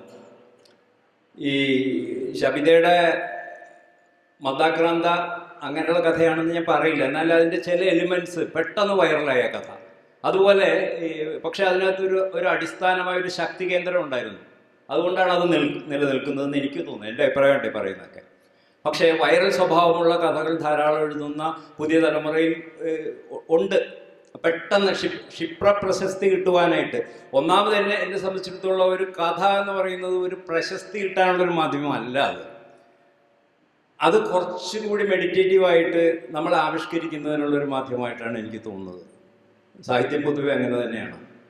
അപ്പോൾ ഞാൻ അതാണ് നേരത്തെ പണ്ട് ഇപ്പോൾ ഈ ഡിജിറ്റൽ കാലത്തെക്കുറിച്ച് പറഞ്ഞു, അതിൻ്റെ പ്രതിസന്ധികളെ കുറിച്ച് പറഞ്ഞു. 1979 മറ്റാണെന്ന് തോന്നുന്നു ജെർസി കൊസിൻസ്കിയുടെ ഒരു നോവലിനെ ബേസ് ചെയ്തിട്ടൊരു നോവൽ വന്നു. ബീയിങ് എന്ന് മറ്റാണ് അതിൻ്റെ പേര്. അതിലൊരു കഥാപാത്രം തോട്ടക്കാരനാണ്. അയാൾ തോട്ടപ്പണി ചെയ്യും, TV കാണും, വീണ്ടും തോട്ടപ്പണി ചെയ്യും, TV കാണും. അത്രയുള്ള അയാളുടെ ജീവിതം. ഒരു ദിവസം അയാളുടെ ജോലി പോയി, അയാൾ റോഡിലേക്ക് ഇറങ്ങി. അപ്പോഴാണ് ശരിക്കും ജീവിതം എന്താണെന്ന് അയാൾ കാണുന്നത്. അപ്പോൾ അയാളുടെ കയ്യിലുള്ളത് ഒരു ബാഗും അതിലൊരു റിമോട്ട് കൺട്രോളും ഉണ്ട്. റിമോട്ട് കണ്ടുപിടിച്ചിട്ടേ ഉള്ളൂ, ഒരു തടിച്ച റിമോട്ടാണ്. അപ്പോഴാണ് ഈ ഒരു കോളനിയിൽ എത്തിക്കഴിഞ്ഞപ്പോൾ അവിടെ അടി നടക്കുകയാണ്. പുള്ളി വേഗം റിമോട്ട് എടുത്ത്, പുള്ളിയെ തല്ലുന്നുണ്ട്. അപ്പോൾ റിമോട്ട് എടുത്ത് പുള്ളി ആ കാഴ്ച മാറ്റാൻ നോക്കുകയാണ്, ചാനൽ മാറ്റാൻ നോക്കുക, മാറുന്നില്ല. അതൊരു വലിയ പ്രതിസന്ധിയാണ്. അത് ജെർസി കൊസിൻസ്കി 1979 എഴുതിയ ഒരു കൃതിയാണത്. നമ്മളും സമാനമായ ഒരു ക്രൈസിസിലൂടെയാണ് കടന്നു പോകുന്നിരിക്കുന്നത്. ഇപ്പോൾ ഈ കോവിഡ് കാലം വലിയൊരു പ്രതിസന്ധിയായിരുന്നു എഴുത്തുകാരെ സംബന്ധിച്ചിടത്തോളം. എന്നെ സംബന്ധിച്ചിടത്തോളം വളരെ പോസിറ്റീവായിട്ടുള്ള, എഴുത്തിൻ്റെ കാര്യത്തിൽ വളരെ പോസിറ്റീവായിട്ടുള്ളൊരു കാലമായിരുന്നു. വളരെ മെഡിറ്റേറ്റീവായിട്ട് എൻ്റെ മുറിയിൽ അടച്ചിട്ടിരുന്ന് ഞാൻ എഴുതുകയായിരുന്നു. തോട്ടക്കാരൻ്റെ കാര്യം പറഞ്ഞ പോലെയായിരുന്നു. അപ്പം ഞാൻ പറയുന്നത് ഓരോ കാലത്തിനെ എല്ലാവരും ഇങ്ങനെ അഡ്രസ്സ് ചെയ്യുന്നുണ്ടെന്നാണ് ഞാൻ പറയുന്നത്. നമ്മൾ പിന്നിലേക്ക് പോകേണ്ട കാര്യമില്ല. 75 ഞങ്ങൾ വായിച്ചു തുടങ്ങുന്ന കാലത്ത് MTയും പത്മനാഭനും ഞങ്ങൾ ആകർഷിച്ചിട്ടില്ല. അന്ന് 75 ഞങ്ങൾ ആകർഷിച്ചത് മേതിൽ രാധാകൃഷ്ണനായിരുന്നു. അത് എത്രമാത്രം അപക്വമാണോ ഇല്ല എന്നൊക്കെ ഉള്ള വേറെ കാര്യം. എനിക്ക് പേടിയാണ് മേതിലിൻ്റെ പേര് പറയാൻ. കഴിഞ്ഞ കൊച്ചിയിൽ വെച്ച് ഇതുപോലുള്ളൊരു സെഷനിൽ മേതിലിൻ്റെ പേര് പറഞ്ഞപ്പോൾ ഒരു നോവലിസ്റ്റ് എണ്ണീറ്റ് നിന്നിട്ട് പറഞ്ഞു, മാത്യു സേട്ടൻ ജോയ്സിയെ കുറിച്ച് പറയും, മേതിലിനെ കുറിച്ച് പറയരുതെന്ന് പറഞ്ഞു. അപ്പോൾ അതുകൊണ്ട് നമുക്ക് കൂടുതൽ കൺവെൻഷൻസിലേക്ക് പോയിക്കൊണ്ടിരിക്കുകയാണ്. അതായത് ഞാൻ സൃഷ്ടി എന്ന് പറയുന്നത്, സർഗസൃഷ്ടി എന്ന് പറഞ്ഞാൽ പുതിയത് എന്തോ കണ്ടെത്തൽ തന്നെയാണത്. അതല്ലാണ്ട് പഴയ പാറ്റേണിൽ വീണ്ടും ഒരു കഥ കൂടി പറഞ്ഞു വെക്കൽ അല്ല ചെറുകഥ എന്നാണ് ഞാൻ പറയുന്നത്. അതിനെ ബ്രേക്ക് ചെയ്യാൻ സാധിക്കണം. ഓരോ മനുഷ്യനും വലിയ സർഗാത്മക സ്രോതസ്സാണ്. അത് പൊട്ടിത്തെറിക്കണം. പുതിയതെന്തോ വരാനിരിക്കുന്നു. പുതിയ തലമുറയിൽ നിന്ന് കൂടുതൽ ശക്തമായതെന്തോ ഞാൻ പ്രതീക്ഷിക്കുന്നുണ്ട്. അതാണ് ഞാൻ പറയുന്നത്. സിനിമ പോലും പഴകിക്കഴിഞ്ഞു. സിനിമ എന്ന മാധ്യമം 100 വർഷം കഴിഞ്ഞപ്പോഴേക്കും അത് പഴകിക്കഴിഞ്ഞു. ഇതിൽ വലിയ അത്ഭുതമൊന്നും ഇപ്പോൾ ലോക സിനിമയിൽ നടക്കുന്നില്ല. അപ്പോൾ എന്നെ ഇൻഫ്ലുവൻസ് ചെയ്യുന്നത് സിനിമയാണെന്ന് ഒരു പുതിയ ചെറുപ്പക്കാരൻ പറയുമ്പോൾ നമുക്ക് അത് വളരെ കഷ്ടമാണല്ലോ എന്നാണ് തോന്നുന്നത്. എൻ്റെ പേരക്കുട്ടി ഈ മൊബൈൽ ഫോൺ കിട്ടിയാൽ അത് കൃത്യമായിട്ട് എന്ത് കാണണം എന്ന് അവൾക്ക് അറിയാതെ നോക്കിയിട്ട് 2 വയസ്സ് കഴിഞ്ഞിട്ടേ ഉള്ളൂ. അതാണ് ഇന്നത്തെ കാലം. ഇതിനെ എങ്ങനെയാണ് അഡ്രസ്സ് ചെയ്യേണ്ടതെന്നുള്ളത് ഞാൻ ആലോചിക്കുന്നുണ്ട്. എങ്ങനെയാണ് ഈ കാലത്തെ എന്നിലുണ്ടാക്കുന്ന വികാരങ്ങൾ എങ്ങനെ വരുന്നതെന്ന് എനിക്കറിയില്ല. പക്ഷെ എന്തായാലും ഞാൻ ഗാഢമായിട്ട് ചിന്തിക്കും, അതിനുവേണ്ടി പണിയെടുക്കും, ഒരു ബെറ്റർ കഥ എഴുതാനായിട്ട് ഞാൻ ശ്രമിക്കുന്നതല്ല, ഞാൻ ശ്രമിക്കുന്നുണ്ട്. പക്ഷെ അപ്പോഴും എന്നെ ഒരു ഭൂതകാലം, ഈ ഒരു പഴയ ആദിമധ്യാന്ത പൊരുത്തമുള്ളൊരു കഥ എഴുതുന്ന ഒരു ഭൂതകാലം എന്നെ ഹോണ്ട് ചെയ്യുന്നില്ല. എനിക്ക് അങ്ങനെ ഒരു കഥ എഴുതുമ്പോൾ എനിക്ക് എന്നോട് തന്നെ ഇതല്ലല്ലോ എഴുതേണ്ടത് എന്നുള്ളൊരു തോന്നലാണ് ഉണ്ടാകുന്നത്. ഇത്രയും പറയുന്നത്. തലമുറകൾ എത്ര മാറുമ്പോഴും തെളിച്ചമുള്ള കഥകൾ പുതുതായിട്ട് തന്നെ നിൽക്കുമെന്ന് വിശ്വസിക്കുന്ന ഒരാളാണ് ഞാൻ. പത്മനാഭൻ്റെ സാക്ഷി പോലെ ഉയരമുള്ള കഥകൾ മലയാളത്തിൽ വളരെ കുറവാണ്. MTയുടെ ഷെർലക്ക് പോലെ, മാധവിക്കുട്ടിയുടെ എല്ലാവരും നെയ്പായസം എന്നാണ് ആദ്യം പറയുക. എനിക്ക് പറയാൻ മാധവിക്കുട്ടിയുടെ കുറേ മികച്ച കഥകൾ വേറെയുണ്ട്. ബഷീറിൻ്റെ സ്വർണ്ണമാല പോലെ എത്ര കാലം കഴിഞ്ഞാൽ അത് തിളങ്ങിക്കൊണ്ടിരിക്കും. നിരുപേരുടെ ശ്രദ്ധ പെടാതെ കിട്ടാതെ പോയ രചനകൾ അങ്ങനെയുണ്ട്. അത് ഏത് തലമുറകളുടെ ഭാവുകത്വം മാറിക്കഴിഞ്ഞാലും മികച്ച രചനകൾ പർവ്വത തുല്യതയോടെ ഇങ്ങനെ കാലങ്ങൾ അതിജീവിച്ചുകൊണ്ട് നിലനിൽക്കുക തന്നെ ചെയ്യും. അത് പുതിയ എഴുത്തുകാരെ സംബന്ധിച്ചിടത്തോളം ഏത് തലമുറയിലും പെടുന്ന എഴുത്തുകാർ അവരുടെ ഭാവുകത്വത്തെ മാറ്റിപ്പണിയേണ്ടതുണ്ട് എന്ന് വിശ്വസിക്കുന്ന, ഏതെങ്കിലും ഒരു തലമുറയെ ഒഴിവാക്കിക്കൊണ്ട് വേണം അവർ വായിക്കേണ്ടത്. പ്രത്യേകിച്ച് ആദ്യകാല തലമുറകൾ വിനോദ പ്രധാനമായ കഥകൾ കെട്ടിച്ചമച്ചുണ്ടാക്കിയവരാണ്. ആ കാലത്തെ കഥകളെ നമ്മൾ അധികം അങ്ങനെ പരിഗണിക്കേണ്ടതുണ്ട് എന്ന് ഞാൻ കരുതുന്നില്ല. പക്ഷേ ബഷീറിൻ്റെ തലമുറ തൊട്ടിങ്ങോട്ട് വന്ന ഓരോ തലമുറയും, ഇപ്പം നമ്മൾ മുകുന്ദൻ്റെ തലമുറയെ അവരുടെ ആദ്യഘട്ടത്തെ തള്ളിപ്പറയുമ്പോൾ പോലും ഇന്ദ്രിയങ്ങളിൽ ശൈത്യം പോലെയുള്ള ആ കഥ എഴുതിയ മുകുന്ദൻ കഥയുടെ ക്രാഫ്റ്റിൽ കൊണ്ടുവന്നിട്ടുള്ള അത്ഭുതങ്ങൾ മലയാളത്തിൽ അധികമാരും പിന്നെ കൊണ്ടുവന്നിട്ടില്ല. അതുപോലെ വിശുദ്ധരമം എഴുതിയ അതുപോലുള്ള കഥകൾ എഴുതിയ വൈക്കം മുഹമ്മദ് ബഷീറിന്റെ ക്രാഫ്റ്റിലുള്ള അത്ഭുതങ്ങൾ അത്യാധുനികരാരും കൊണ്ടുവന്നിട്ടില്ല. പോസ്റ്റ് മോഡേണിസ്റ്റുകൾ കൊണ്ടുവന്നിട്ടില്ല കഥയിൽ. ബഷീറിന്റെ കഥകളെ ആഴത്തിൽ പഠിച്ചിട്ടുള്ള ഒരാളെന്നുള്ള നിലയിൽ പറയാണ്. ബഷീറിന്റെ ഉയരമുള്ള കഥാകൃത്തുക്കൾ പിന്നെ വന്നിട്ടില്ല എന്ന് വിശ്വസിക്കുന്ന ഒരാളാണ് ഞാൻ. അപ്പൊ ഏത് തലമുറ വന്നു കഴിഞ്ഞാലും മാധവിക്കുട്ടി തന്നെ പറയുന്നുണ്ടല്ലോ, നമുക്ക് ഏറ്റവും പറയാനുള്ള ഒന്ന് ഭംഗിയുള്ള പശ്ചാത്തലത്തിൽ വയ്ക്കണമെന്ന് പറയുന്ന ഒരു വാക്യം മാധവിക്കുട്ടി പറയുന്നുണ്ട്. അത് ഇന്ന് വെയിൽ 7 മണിക്ക് മറഞ്ഞുള്ളൂ എന്ന കഥയിലാണെന്ന് തോന്നുന്നു. മനോഹരമായ കഥയാണ്, പെയിന്റിങ് പോലെ മനോഹരമാണ്. അപ്പൊ നമുക്ക് പറയാനുള്ളൊരു എത്ര ബൗദ്ധികമായ കാര്യമാണെങ്കിലും നമുക്ക് പറയാനുള്ളത് അല്പം വൈകാരികതയുടെ ടച്ച് ഉണ്ടെങ്കിൽ നമുക്ക് കഥ എന്തിനാണ്, വായനക്കാരൻ എവിടെയെങ്കിലും ഒന്ന് തൊടണം, സ്പർശിക്കണം. കഥ അടച്ചു വെച്ചാലും വായനക്കാരൻ്റെ പിന്നാലെ അത് വരണം. ഞാനിതാ പിന്നാലെ ഉണ്ട് എന്ന് പറഞ്ഞുകൊണ്ട് വരണം. അവൻ്റെ ചിന്തകളിൽ അത് പിന്നെയും പിന്നെയും പ്രവർത്തിച്ചു കൊണ്ടിരിക്കണം. അതിന് വൈകാരികതയുടെ സ്പർശം ആവശ്യമാണ്. പക്ഷെ ഉപരിപ്ലവമായ വൈകാരികതയല്ല ഞാൻ ഉദ്ദേശിക്കുന്നത്. ആ വൈകാരികത എന്നുള്ളത് അതിൻ്റെ ഒരു ഫ്ലേവർ മാത്രമാണ്. അതിൻ്റെ അകത്ത് വളരെ ആഴത്തിലുള്ള കഥയെ വീണ്ടെടുക്കുമ്പോൾ എന്ന് പറയുമ്പോൾ ജീവിതത്തെ വീണ്ടെടുക്കാനാണ് കഥ. നന്ദി. ഇവിടെ ഈ കോളേജിലൊക്കെ പഠിക്കുന്ന കാലത്ത് മുകുന്ദൻ്റെ പടമൊക്കെ ഹോസ്റ്റൽ മുറികളിൽ ഒട്ടിച്ച് വെച്ച് ആധുനികത വായിച്ച് വളർന്ന ഒരാളാണ് ഞാൻ എൻ്റെ ഒരു കാലഘട്ടത്തിൽ. അതിൽ പലപ്പോഴും ഖസാക്കിൻ ഇതിഹാസമൊക്കെ ഈ ബൈഹാർട്ടായിട്ട് പറഞ്ഞു നടന്ന ഒരു തലമുറ. മികച്ച ക്രാഫ്റ്റ്മാൻമാരായിരുന്നു അവരെങ്കിലും അവരിൽ പലരുടെയും കഥകൾ ഇന്ന് എടുത്ത് വായിക്കുമ്പോഴേ എന്നെ പഴയതുപോലെ അത്ഭുതപ്പെടുത്തുന്നില്ല. രാധ മാത്രം എന്ന കഥ ഇന്നെനിക്ക് രണ്ടാമത് വായിച്ചു നോക്കുമ്പോഴും എന്നെ അത്ഭുതപ്പെടുത്തുന്നില്ല. അംബികാസുധൻ പറഞ്ഞതുപോലെ മികച്ച കഥകൾ വേറെ അവരെഴുതിയിട്ടുണ്ട്.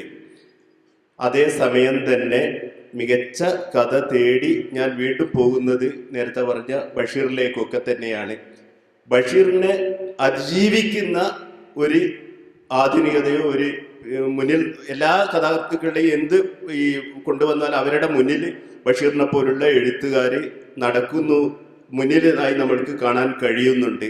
കാരണം എൻ്റെ അഭിപ്രായത്തിൽ ജീവിതം ഉണ്ടോ കഥയിൽ എന്നുള്ളത് വളരെ പ്രധാനപ്പെട്ട ഒന്ന് തന്നെയാണ്. ഈ കാലത്ത് എഴുതുന്ന ഒരു എഴുത്തുകാരൻ കാലത്ത് അടയാളപ്പെടുത്തുകയും ഇന്നത്തെ ഇന്ത്യൻ അവസ്ഥയിൽ വീർപ്പ് മുട്ടാതെ ഇങ്ങനെ തുറന്നു പറയാൻ ഇങ്ങനെയുള്ള ഒരു ചർച്ച പോലും ഇനി വരും കാലങ്ങളിൽ അസാധ്യമാകുന്നത് മുന്നിൽ കാണാതെ പേന ചലിപ്പിക്കാൻ കഴിയില്ല എന്നാണ് എനിക്ക് തോന്നുന്നത്.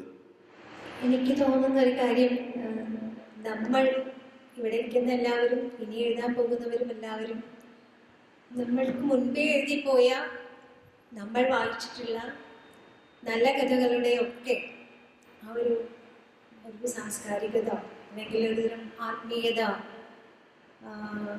ഉള്ളിൽ ഉള്ളവരാണ്. അതൊരു തുടർച്ചയാണ്. ഞാൻ ഒറ്റയ്ക്ക് നിൽക്കുന്ന ഒരാളല്ല, ഞാനൊരു തുടർച്ചയാണ്. എനിക്ക് ശേഷം വേറൊരു തുടർച്ചയുണ്ടാവും, അല്ലെങ്കിൽ പലതരം തുടർച്ചകളുണ്ടാവും. അതിൽ നമ്മൾ ആരുമായിട്ടാണ്, ഏതുതരം ജീവിതവുമായിട്ടാണ്, ഏതുതരം കൾച്ചറുമായിട്ടാണ് ഐഡൻറ്റിഫൈ ചെയ്യുന്നത് എന്നതനുസരിച്ചിരിക്കും ഓരോരുത്തരുടെ ഇഷ്ടവും അനിഷ്ടവും ഒക്കെ. അത് വിലയിരുത്തേണ്ടത് യഥാർത്ഥത്തിൽ നമ്മൾ എഴുതുന്നത് വിലയിരുത്തേണ്ടത് യഥാർത്ഥത്തിൽ നിരൂപകരാണ്. പക്ഷേ ഓരോ എഴുത്തുകാരും സ്വയം ഒരു നിരൂപകയോ അല്ലെങ്കിൽ നിരൂപകനോ കൂടിയാണെന്ന് വിചാരിക്കുന്ന ഒരാളാണ് ഞാൻ. കാരണം എന്താ വെച്ചാൽ നമുക്ക് മറ്റുള്ളവർ എഴുതിയതുപോലെ നാം ഒരിക്കലും എഴുതാൻ ആഗ്രഹിക്കുന്നില്ല. നമ്മൾ എഴുതിയത് തന്നെ നമ്മൾക്കൊരിക്കലും അത് ആവർത്തിക്കണമെന്ന് ആഗ്രഹിക്കുന്നില്ല. ഓരോ കഥയും എങ്ങനെ വ്യത്യസ്തമായിട്ട് എഴുതാം, നമ്മളെ തന്നെ നമ്മൾക്ക് എങ്ങനെ വെല്ലുവിളിക്കാം എന്ന് ആലോചിക്കുന്ന ഒരു വലിയ വെല്ലുവിളിയാണ് സത്യത്തിൽ കഥ എഴുത്ത് അല്ലെങ്കിൽ സാഹിത്യം എഴുത്ത് എന്ന് പറയുന്നത്. അങ്ങനെ നോക്കുമ്പോൾ ഓരോന്നിനും ഓരോന്നിൻ്റെതായിട്ടുള്ള പ്രസക്തി ഉണ്ടെന്നാണ് ഞാൻ വിചാരിക്കുന്നത്. ഇപ്പം എം ടിയുടേതായിട്ടുള്ള പ്രസക്തി, പത്മനാഭന് അദ്ദേഹത്തിൻ്റെതായിട്ടുള്ള പ്രസക്തി. പക്ഷേ ആരാണോ ഭാഷയെ അല്ലെങ്കിൽ പുതിയ തരം ഭാവനയെ, പുതിയ തരം ജീവിതങ്ങളെ, പുതിയ തരം നീതിബോധത്തെ, സത്യങ്ങളെ ഒക്കെ കുറെ കൂടി മുന്നോട്ട് കൊണ്ടുപോയിട്ടുള്ളത്, ബഷീറിനെ കുറിച്ച് എല്ലാവരും ആവർത്തിക്കുന്നത് അതുകൊണ്ടാണെന്ന് എനിക്ക് തോന്നുന്നു. ആ ഒരു തരം സത്യം, നിർഭയത, നീതിബോധം, മാനവികത, സൗന്ദര്യം, ഭ്രാന്ത് അല്ലെങ്കിൽ നിയന്ത്രണങ്ങളില്ലായ്മ എന്നൊക്കെ പറയുന്ന ഒരുതരം അഴിഞ്ഞാട്ടം, അത് അങ്ങേയറ്റത്തെ സ്വതന്ത്രതയാണ്. അത് ആ തരത്തിലുള്ളൊരു എഴുത്തിലേക്ക് എത്താൻ പറ്റുക എന്നുള്ളതാണ് ഓരോ എഴുത്തുകാരുടെയും ആഗ്രഹം എന്ന് എനിക്ക് തോന്നുന്നു. എൻ്റെ ആഗ്രഹം യഥാർത്ഥത്തിൽ അതാണ്. ഒന്നും എന്നെ നിയന്ത്രിക്കാത്ത, ഞാൻ എന്നെ നിയന്ത്രിക്കാത്ത ആ ഒരു എഴുത്ത്, അതിന് വലിയ ഈ പറഞ്ഞ പോലെ ധ്യാനം ആവശ്യമുണ്ട്, വലിയ തുറവി ആവശ്യമുണ്ട്. നേരത്തെ അഖില പറഞ്ഞു സ്ത്രീകൾക്ക് പരിമിതി ഉണ്ടല്ലോ എന്ന്. അങ്ങനെ ഒരിക്കലും പറയാൻ പാടില്ല കേട്ടോ. കാരണം അതിന് പരിമിതിയേ ഇല്ല. കാരണം സ്ത്രീകൾക്കാണ് കുറെ കൂടി സാധ്യത എന്ന് വിശ്വസിക്കുന്ന ഒരാളാണ് ഞാൻ. ഇതുവരെ പറയപ്പെടാത്ത, എഴുതപ്പെടാത്ത ജീവിതങ്ങൾ, അനുഭവങ്ങൾ, സ്വപ്നങ്ങൾ എന്തൊക്കെയാണെന്ന് വെച്ചാൽ അതൊക്കെ എഴുതാൻ ഇനിയുള്ള സാധ്യതകൾ മുഴുവൻ സ്ത്രീകൾക്കാണ്. മാധവിക്കുട്ടിയൊക്കെ വളരെ കുറച്ചേ എഴുതി വെച്ചിട്ടുള്ളൂ. സത്യത്തിൽ നമ്മൾ നോക്കുമ്പോൾ വളരെ ചെറിയ കഥാലോകമാണ് മാധവിക്കുട്ടിയുടേത് എന്ന് ഞാൻ പറയും. അത് അന്നേ വരെ ആരും പറയാത്തത് പറഞ്ഞത് കൊണ്ടാണ് അത്രയും വലിയ ഒരു ബ്രേക്കിംഗ് ആയിട്ടുള്ള കഥകളായത്. പക്ഷേ അതിനേക്കാൾ അപ്പുറം വേറെ ജീവിതം ജീവിക്കുന്ന എത്രയോ മനുഷ്യ സ്ത്രീകളുണ്ട് ഈ ലോകത്ത്. കേരളത്തിലെ എത്രയോ പേരുണ്ട്. മലയാള സാഹിത്യം ഇനിയും ആ സ്ത്രീ എടുത്ത് കാണാൻ പോകുന്നതേ ഉള്ളൂ എന്ന് വിചാരിക്കുന്ന ആളാണ് ഞാൻ. ഇപ്പോഴും കഥയുടെ റെപ്രസെൻറ്റേഷനിൽ വരാത്ത ഒത്തിരി മനുഷ്യരുണ്ട്. അവരൊക്കെ എഴുതാൻ തുടങ്ങുമ്പോൾ വലിയ സാധ്യതയാണ് സത്യത്തിൽ സ്ത്രീകൾക്കുള്ളത് എന്നാണ് ഞാൻ വിചാരിക്കുന്നത്. ഒരിക്കലും ഒരു പരിമിതിയല്ല. പരിമിതി ഉണ്ട് എന്ന് പറയുന്നത് വളരെ സാമൂഹ്യമായിട്ടുള്ള കാരണങ്ങളാണ്. സ്ത്രീകളെ നിയന്ത്രിക്കുന്ന ഒരു കുടുംബജീവിതം, കുടുംബഘടന അല്ലെങ്കിൽ സദാചാര ഘടന, രാഷ്ട്രീയ ഘടന, സ്ത്രീകൾക്ക് ഒരിക്കലും തുല്യ പ്രാതിനിധ്യമൊന്നും കൊടുക്കാത്ത രാഷ്ട്രീയ ഘടനയാണല്ലോ നമുക്കുള്ളത്. നിരന്തരമായിട്ട് MLA ആയിരിക്കും, MP ആയിരിക്കും, മന്ത്രിയായിരിക്കും, അല്ലെങ്കിൽ സേവകരായിരിക്കും ഒക്കെ ചെയ്യുന്ന ഒരു പുരുഷന് കിട്ടുന്ന അനുഭവ ലോകം തീർച്ചയായിട്ടും അടുക്കളയിലിരിക്കുന്ന സ്ത്രീക്ക് കിട്ടുകയില്ല. അത് സ്ത്രീകൾ തന്നെ പിന്നെ തകർത്ത് മുന്നേറിക്കൊണ്ടിരിക്കുന്ന ഒരു എഴുത്ത് ലോകമാണ് നമ്മളിപ്പോൾ കണ്ടുകൊണ്ടിരിക്കുന്നത്. ചുരുക്കമാണ്. നേരത്തെ അംബികാസുന്ദരൻ മാഷ് പറഞ്ഞതുപോലെ ജീവിതം ഉള്ള കഥകളാണ് എല്ലാ കാലത്തും വീണ്ടും വീണ്ടും വായിക്കപ്പെട്ടുള്ളത്. ഇനിയും അതിൻ്റെ തുടർച്ചയായിരിക്കും. അതായത് ഡിജിറ്റൽ കാലമായാലും അതിൽ നിന്ന് ജീവിതത്തെ കണ്ടെടുക്കുക എന്ന് പറയുന്നത് വായനയുടെ ഒരു സ്വഭാവം തന്നെയാണ്. മറ്റൊരു കാര്യം പറയാനുള്ളത്, ഇപ്പം നമ്മുടെ മുൻപ് നടന്നു പോയിട്ടുള്ള അധികാരന്മാരെല്ലാം എഴുതുന്ന സമയത്ത് ഇല്ലാത്ത ഒരനുഭവം, കഥ ഇങ്ങനെ നമ്മൾ എഴുതി കഴിഞ്ഞൊരു കഥ ഏത് അളവുകോലിൽ വായിക്കപ്പെടും അല്ലെങ്കിൽ എങ്ങോട്ട് പോകും എന്നതിനെ കുറിച്ച് നമുക്ക് ഒട്ടും തന്നെ ചിന്തിക്കാൻ പറ്റാത്തൊരു കാലം കൂടിയാണത്. കഥ കാലത്തെ കൈകാര്യം ചെയ്യുന്ന പോലെ തന്നെ കാലം കഥയെ കൃത്യമായിട്ട് കൈകാര്യം ചെയ്യുന്നുണ്ട് എന്നുള്ളതാണ്. നമുക്ക് നമ്മുടെ മുമ്പിൽ എത്ര ഉദാഹരണങ്ങൾ വേണമെങ്കിലും പറയാൻ പറ്റും. പല തലങ്ങളിൽ നിന്നുള്ള കൈകാര്യം ചെയ്യലാണ്. അത് രാഷ്ട്രീയപരമാവാം, മതപരമാവാം. എൻ പ്രഭാകരൻ്റെ കളിയെഴുത്ത് എന്ന കഥ വിദ്യാഭ്യാസ പരിശീലനവുമായി ബന്ധപ്പെട്ട ഒരു കഥയായിരുന്നു. അത് ആ രീതിയിൽ ഭയങ്കരമായ വിമർശനങ്ങൾ ഉണ്ടാക്കി. അതുപോലെ സംഖ്യണ്ണൻ, KR മീരയുടെ സംഖ്യണ്ണൻ, വിനോദ് കൃഷ്ണയുടെ കണ്ണുസൂത്രം, ഒരുപാട് കഥകൾ നമുക്ക് ഉദാഹരണമായിട്ട് പറയാൻ പറ്റും. അപ്പം ഈ സംഗതികളെല്ലാം എഴുത്തുകാരെ അധീരപ്പെടുത്തുന്നുണ്ടോ എന്ന് ചോദിച്ചാൽ അതെനിക്ക് കൃത്യമായിട്ട് അറിയില്ല. പക്ഷേ മുൻപില്ലാത്ത വിധം മുൻപത്തെ എഴുത്തുകാർ അനുഭവിച്ചിട്ടില്ലാത്ത വിധം അത് എഴുത്തുകാരെ അസ്വാസ്ഥ്യപ്പെടുത്തുന്നുണ്ട് എന്ന് നമുക്ക് പറയാം. എപ്പോഴും അവനവൻ്റെ ലോകത്തിരുന്നു കൊണ്ട് അല്ലെങ്കിൽ അവനവൻ്റെ ഒരിടത്തിരുന്നു കൊണ്ട് മാത്രമാണ് കഥ സൃഷ്ടിക്കാൻ കഴിയുക. ഈ കഥ ചെന്നെത്തേണ്ട ഇടങ്ങളിലല്ല ചെന്നെത്തുന്നത്, അല്ലെങ്കിൽ ചെന്നെത്തേണ്ട വിധത്തിലല്ല ചെന്നെത്തുന്നത് എന്നുള്ളത് കൃത്യമായിട്ടും എഴുത്തുകാരെ അസ്വസ്ഥപ്പെടുത്തുന്നു, അധീരപ്പെടുത്തും എന്ന് ഞാൻ പറയുന്നില്ല. നേരത്തെ മേതിലിൻ്റെ കഥ സൂചിപ്പിച്ചതുപോലെ ചില സന്ദർഭങ്ങളിൽ എഴുത്തും ജീവിതവും നിലച്ചു പോകുന്ന ചില സന്ദർഭങ്ങളുണ്ട്, നിശ്ചലമായി പോകുന്ന ചില സന്ദർഭങ്ങളുണ്ട്. അക്കാലത്ത് നമ്മളെ വീണ്ടെടുക്കാൻ സഹായിക്കുന്ന ചില എഴുത്തുകാർ, ഒരു തുടർച്ച പോലെ നമ്മൾ വായിച്ചു പോകുന്ന എഴുത്തുകാർ. നമുക്ക് വായനയെക്കുറിച്ച് പറയുമ്പോൾ ഒരുപാട് പറയേണ്ടി വരും. മേതിൽ, അതുപോലെ ഇപ്പം നമ്മുടെ ഏറ്റവും സമകാലീനമായി ഏറ്റവും എഴുതിക്കൊണ്ടിരിക്കുന്ന ഒരാളെന്ന് നൽകി കരുണാകരൻ, ഇവരുടെ കഥകൾ എപ്പോഴും എന്നെ സംബന്ധിച്ചിടത്തോളം അത്തരത്തിലുള്ള നിശ്ചലതയിൽ നിന്ന് പുറത്തേക്കുള്ള വഴി കാണിക്കുന്ന കഥകൾ കൂടിയാണ്. അത്തരം കഥകളെ ദാർശനികതയുടെ പേരിലോ അല്ലെങ്കിൽ ഭാഷയുടെ കെട്ടുപാടുകളുടെ പേരിലൊക്കെ പലതരത്തിൽ വിമർശിക്കപ്പെട്ടിട്ടുണ്ടെങ്കിൽ പോലും എന്നെ സംബന്ധിച്ച് ഏറ്റവും ചില സന്ദർഭങ്ങളിൽ എന്നെ വീണ്ടെടുപ്പിന് സഹായിക്കുന്ന കഥകളാണ്. അപ്പം എനിക്ക് പ്രത്യേകമായിട്ട് പറയാനുള്ളൊരു കാര്യം ഇതാണ്: കാലം കഥയെ എങ്ങനെ കൈകാര്യം ചെയ്യുന്നു, എഴുത്തുകാർ കാലത്തെ കൈകാര്യം ചെയ്യുന്നത് തിരിച്ചെങ്ങനെയാണ് കൈകാര്യം ചെയ്യപ്പെടുന്നത്. ഇതും നമ്മൾ കഥ എഴുതുമ്പോൾ, കഥ വായിക്കുമ്പോൾ വീണ്ടും വീണ്ടും ആലോചിക്കേണ്ട വിഷയങ്ങളായി വരുന്നു എന്നുള്ളതാണ്. കഥ ആരെഴുതുന്നു എന്നുള്ളതല്ല, കഥ എന്തായി തീരുന്നു എന്നുള്ളതാണ് പ്രസക്തമായതെന്നാണ് എനിക്ക് തോന്നുന്നത്. ഒരു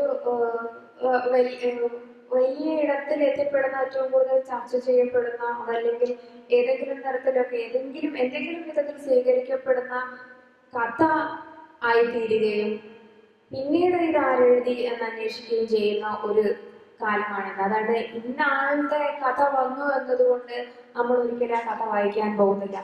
അതുകൊണ്ട് തന്നെയാണല്ലോ ഏറ്റവും മുതിർന്ന എഴുത്തുകാരുടെ കഥകൾ ഇന്ന് വരുന്ന സമയത്ത് പലപ്പോഴും അത് കാലിക പ്രസക്തമല്ലെങ്കിൽ, അതല്ലെങ്കിൽ വായനക്കാർക്ക് ഇഷ്ടപ്പെട്ടില്ലെങ്കിൽ അവരെ ട്രോളിന് വിധേയമാക്കപ്പെടുന്നത്.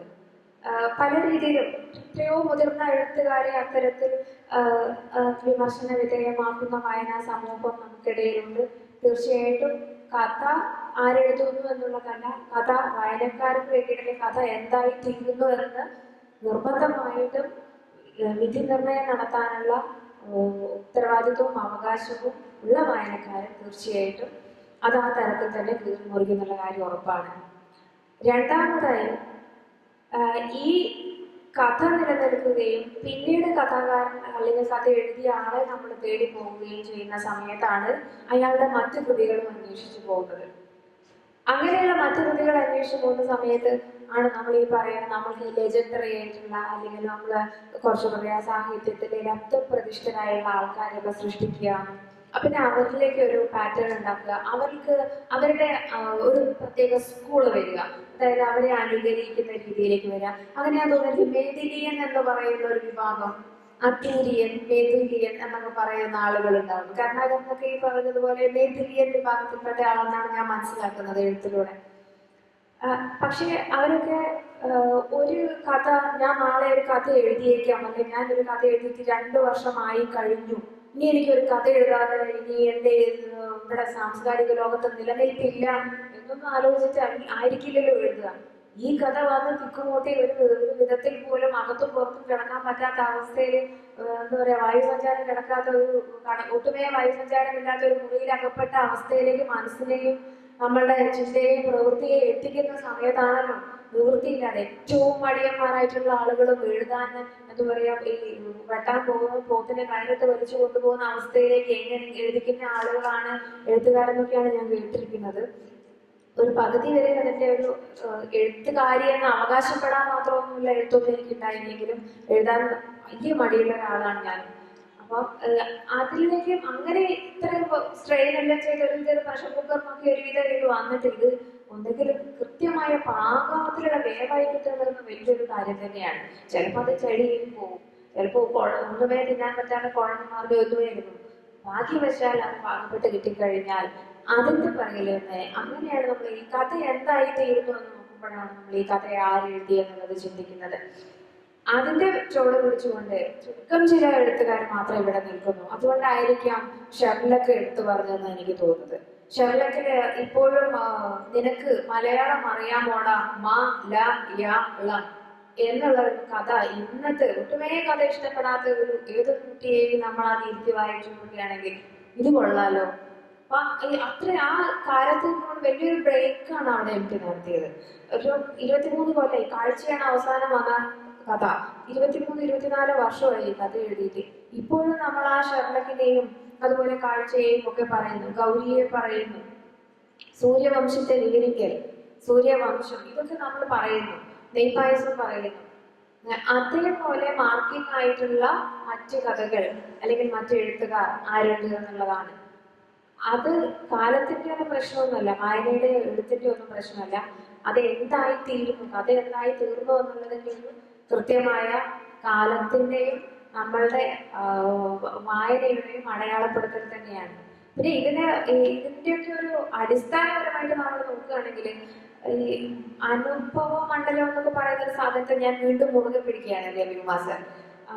കൃത്യമായിട്ട് അനുഭവിച്ചാൽ മാത്രമേ എഴുതാൻ പറ്റുന്നത്. എന്തെങ്കിലുമൊക്കെ ഒരു അനുഭവ പരിസരത്തൂടെയോ മാനസികമായിട്ടെങ്കിലും അങ്ങനെ ഒരു പരിവപ്പെടത്തിലേക്ക് എത്തിയില്ലെങ്കിൽ ഇങ്ങനെ ഒരു സാധനം അല്ലെങ്കിൽ ഒരു കഥ, ഒരു പെർഫെക്റ്റ് ആയിട്ടുള്ള ഒരു കഥ ഉണ്ടാവാൻ പറ്റില്ല എന്നാണ് എനിക്ക് തോന്നുന്നത്.